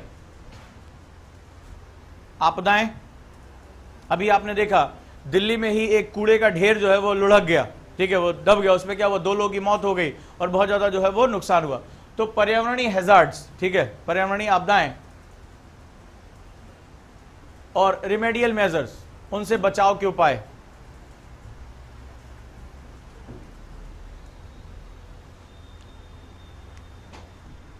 और ये बहुत इंपॉर्टेंट है 11th, इसके लिए ministry of environment and forest जो हम लोग होता है MOEF, उसके मिनिस्ट्री पर आप साइट पर जाकर हमें ये इसको उठाना पड़ेगा। एनवायरमेंटल एजुकेशन, पर्यावरणीय शिक्षा और कानून। इस बार एक क्वेश्चन था, 2 क्वेश्चन थे इस बार, ठीक है, यहां से इस बार पीटी में ही 2 क्वेश्चन थे। एनवायरमेंटल एजुकेशन एंड लेजिस्लेशन, ठीक है, पर्यावरणीय शिक्षा एवं कानून एवं विधियां, ठीक है। इस बार पीटी में सीधे 2 क्वेश्चन थे, यहां से क्वेश्चन आता ही आता है, ये बड़ा इंपॉर्टेंट पार्ट है। अब जरा देखो इस टॉपिक पे हमें कमांड कैसे बनानी है। ध्यान रखना, जब इस टॉपिक की हम शुरुआत करेंगे तो हमारे दिमाग में 2 चीजें होनी चाहिए, एक होना चाहिए अर्थव्यवस्था और एक होना चाहिए पर्यावरण। पर्यावरण को बिना अर्थव्यवस्था की धारणाओं को समझे आप नहीं समझ सकते। आखिर इस पर्यावरण को नुकसान सबसे ज्यादा पहुंचा कौन रहा है? अर्थव्यवस्था। मानव की आर्थिक गतिविधियां क्या होती जा रही हैं? बढ़ती जा रही हैं। आर्थिक गतिविधियों की बढ़ने की वजह से मुझे क्या चाहिए? मुझे अन्न ज्यादा चाहिए, ठीक है। जनसंख्या क्या हो रही है? बढ़ रही है। जनसंख्या क्यों बढ़ रही है? मैंने बीमारियों पर काबू पा लिया अपने साइंस एंड टेक्नोलॉजी की वजह से, लाइफ स्टाइल अच्छी होती चले। अब मुझे ज्यादा अन्न उगाने के लिए क्या करना पड़ेगा? मुझे वनों को काटना पड़ेगा। तो मैं पहले तो क्या करूंगा? प्रकृति के जो हमारे संसाधन को साफ कर लूंगा। उसके बाद मुझे अन्न के साथ पानी की आवश्यकता ज्यादा रहेगी, मुझे अपनी फैक्ट्रियों के लिए कच्चे माल की आवश्यकता रहेगी, मुझे ऊर्जा संसाधनों की आवश्यकता रहेगी। तो जैसे जैसे इकोनॉमी का जो मॉडल है, याद रखना इकोनॉमी बुरी नहीं है, इकोनॉमी का मॉडल बुरा है। ये जो आर्थिक समृद्धि का मॉडल इस समय संसार में पश्चिम की अवधारणा चल रही है। पश्चिम की अवधारणा क्या कहती है? पश्चिम की अवधारणा कहती है कि प्रति इकाई आप जितना अधिक उपभोग करोगे, ठीक है, उतना ही आप आर्थिक विकास में आगे चलते चले जाओगे। यानी मैं जब अपने संसाधनों का बहुत अधिक उपभोग करूंगा तो देश की राष्ट्रीय आय क्या होती जाएगी? बढ़ती जाएगी। वो राष्ट्र प्रगतिशील क्या है? मैं कितना ज्यादा भोजन करता हूं, मैं कितना ज्यादा बिजली इस्तेमाल करता हूं, मैं कितना ज्यादा पानी इस्तेमाल कर सकता हूं, पानी प्रति व्यक्ति कितनी उपलब्धता है, ये जीवन स्तर को क्या कर रही है? ऊपर बढ़ा रही है। लेकिन जब मैं आर्थिक समृद्धि में उपभोग पर मॉडल पर हूं, उपभोग करूंगा किसका? इस प्रकृति के संसाधनों का। और उस समय जब मैं असंतुलित उपभोग करना शुरू करूंगा, यानी प्रकृति जो है वो आपके द्वारा छोड़ी गई चीजों को वापस अपने चक्र में नहीं लेकर आ पाएगी, तो वहां पर क्या होगा? पर्यावरणीय असंतुलन पैदा हो जाएगा, ठीक है। और वहां पर क्या होगा? डिग्रेडेशन आ जाएगा। यानी कि अब जब आप इस टॉपिक में जब प्रवेश करेंगे तो आपके दिमाग में एक बात याद रखनी चाहिए कि इकोनॉमी और एनवायरमेंट कभी एक साथ नहीं चल सकते। इस समय जो मॉडल है, पर्यावरण और अर्थव्यवस्था एक साथ नहीं चलेंगे। अगर अर्थव्यवस्था ऊपर जाएगी तो पर्यावरण नीचे आएगा ही आएगा। जब इकोनॉमी अच्छी होगी, पैसा अच्छा होगा, मैं गाड़ियां खरीदूंगा, लेकिन मुझे क्या पता उस गाड़ियों के पीछे से निकलने वाला धुआं इस पर्यावरण को क्या करेगा? खा जाएगा। जब मैं एसी चलाऊंगा क्योंकि मुझे जो है आराम चाहिए, ठंडक चाहिए, तो उस एसी से पीछे से निकलने वाली जो गर्म हवा है वो क्या करेगी? पर्यावरण का जो वो ताप बढ़ाएगी। सो जैसे जैसे इकोनॉमी अच्छी होती जा रही है, जो हमारा उपभोग आधारित मॉडल है, वैसे वैसे पर्यावरण क्या हो जाएगा? अवनयन हो जाएगा। और जब ये असंतुलन पैदा होगा तो वहां पर क्या होगा? डिजास्टर भी पैदा होता चला जाएगा, ठीक है। उस कंडीशन में कुछ लोग इसको बचाने के लिए आगे आएंगे, और बचाने के लिए राष्ट्र भी आगे आएगा, देश भी आगे आएगा। और उसके लिए वो क्या होगा? जो लेजिस्लेशन का सहारा लिया जाएगा, कन्वेंशन का सहारा लिया जाएगा, सम्मेलन के लिए सहारा लिया जाएगा। और सबसे महत्वपूर्ण होगा, लोगों को यह बताया जाए कि प्रकृति में सब कुछ तुम्हारे उपभोग के लिए नहीं है। हम क्या कर रहे हैं? हम सब कुछ उपभोग कर डाल रहे हैं, ठीक है। अगर नहीं किसी चीज का उपभोग कर सकते, खा नहीं सकते, तो उसकी खाल पहनना शुरू कर दिया हमने, पर हमने मार दिया उसको। और क्या हुआ? विलुप्त प्राणियों की श्रेणी में चले गए वो, चाहे वो हिम तेंदुआ हो, चाहे चीता हो। क्या हुआ? हमें अपने घरों को सजाना है, हम उनके संसाधन खाते चले जा रहे हैं, हम जो जंगल साफ करते चले जा रहे हैं। अब वो बेचारे कहां रहे?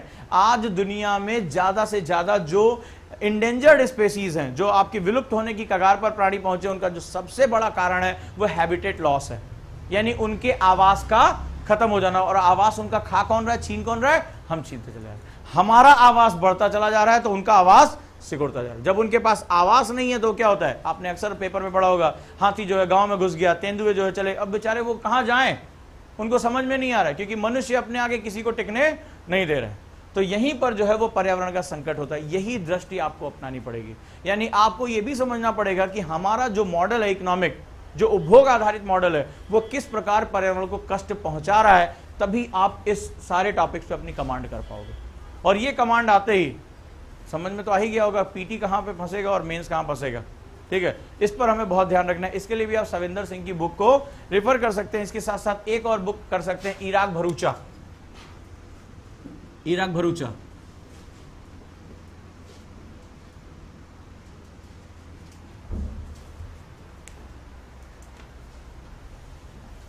बट ये सारी किताबें एक साथ नहीं लेनी है, स्टेप बाय स्टेप चलना है। नहीं पता चला ढेर सारी किताबें रख ली और मामला वहां पर साफ हो गया। स्टेप बाय स्टेप आपको चलना है, जो एक बताया एक बार में एक किताब। ठीक है, और किताब को पढ़ने का तरीका है, जैसे अगर आप टीचर के साथ जाना चाहते हो, एक बार उसकी ओवरऑल पूरी रीडिंग कर दो। ठीक है, पूरा एक बार पढ़ जाओ, उसमें समझ में आ रहा है नहीं आ रहा है कोई बात नहीं, जाने दो। एक बार शब्दों के साथ परिचय हो जाए तुम्हारा। हम चाह रहे हैं कि भाई सबसे ज्यादा टाइम हमें किस में लगना है, जियोमॉर्फोलॉजी में लगना है, क्योंकि आपने देखा सबसे अधिक टॉपिक 20 टॉपिक कहां पर हैं, जियोमॉर्फोलॉजी में। लेकिन ये सारे टॉपिक जो हैं एक दूसरे के साथ जुड़े हुए हैं। इन सभी चैप्टर जो मैंने आपको बताया, इन सब की एक एक कॉन्सेप्ट है। ये जो पांचों टॉपिक हैं, ये सब क्या है, जीएस जो आपका ऑप्शनल पेपर 1 है उसके 5 टॉपिक फर्स्ट पार्ट में। ठीक है, तो ये हमने अभी क्या किया, जो पेपर 1 है, पेपर 1 का ये फर्स्ट पार्ट है, ये 5 टॉपिक, जियोमॉर्फोलॉजी, क्लाइमेटोलॉजी, ओशिनोग्राफी, इसके बाद बायोजियोग्राफी और एनवायरमेंटल ज्योग्राफी। ठीक है, ये 5 पार्ट जो हैं वो टोटल यहां पर ये फर्स्ट पार्ट पे आएंगे। लेकिन इनकी सबसे मजेदार खास बात है कि ये पांचों सबसे ज्यादा जो है वो सिद्धांत आधारित हैं, सबसे ज्यादा कॉन्सेप्ट आधारित हैं। इनकी एक एक चाबी छुपी हुई है। जैसे क्लाइमेटोलॉजी की चाबी एक जगह छुपी हुई है, जियोमॉर्फोलॉजी की चाबी जो है द्रव्य और ऊर्जा में छुपी हुई है। ठीक है, क्लाइमेटोलॉजी की चाबी भी वहीं पर है, ओशिनोग्राफी, बायोजियोग्राफी और एनवायरमेंट। अगर हम इन कॉन्सेप्ट पे अपना फोकस कर लें तो ये सिर्फ नंबर ऑफ टॉपिक्स हैं और कुछ नहीं। ये सभी एक ही टॉपिक के अलग अलग पहलू हैं, यानी एक पकड़ा सभी अपने आप पकड़ में आ जाएंगे। इसकी सबसे ज्यादा जो खास बात है वो यही है, मोस्ट इंटरेस्टिंग है, मोस्ट जो है जिसे हम लोग कह सकते हैं कि वो कॉन्सेप्ट बेसिस है। ठीक है, तो ये हमारा आज का पार्ट रहा। घर जाकर इसके सिलेबस का एक बार अध्ययन करिए, जो आपको सामग्री चाहिए वो पढ़िए, लेकर आइए। एक ही बुक काफी है। ठीक है, अगर कोई वो ना कर पाए तो आप ये सेकंड पार्ट आप सविंदर सिंह भी पढ़ सकते हैं जियोमॉर्फोलॉजी के लिए।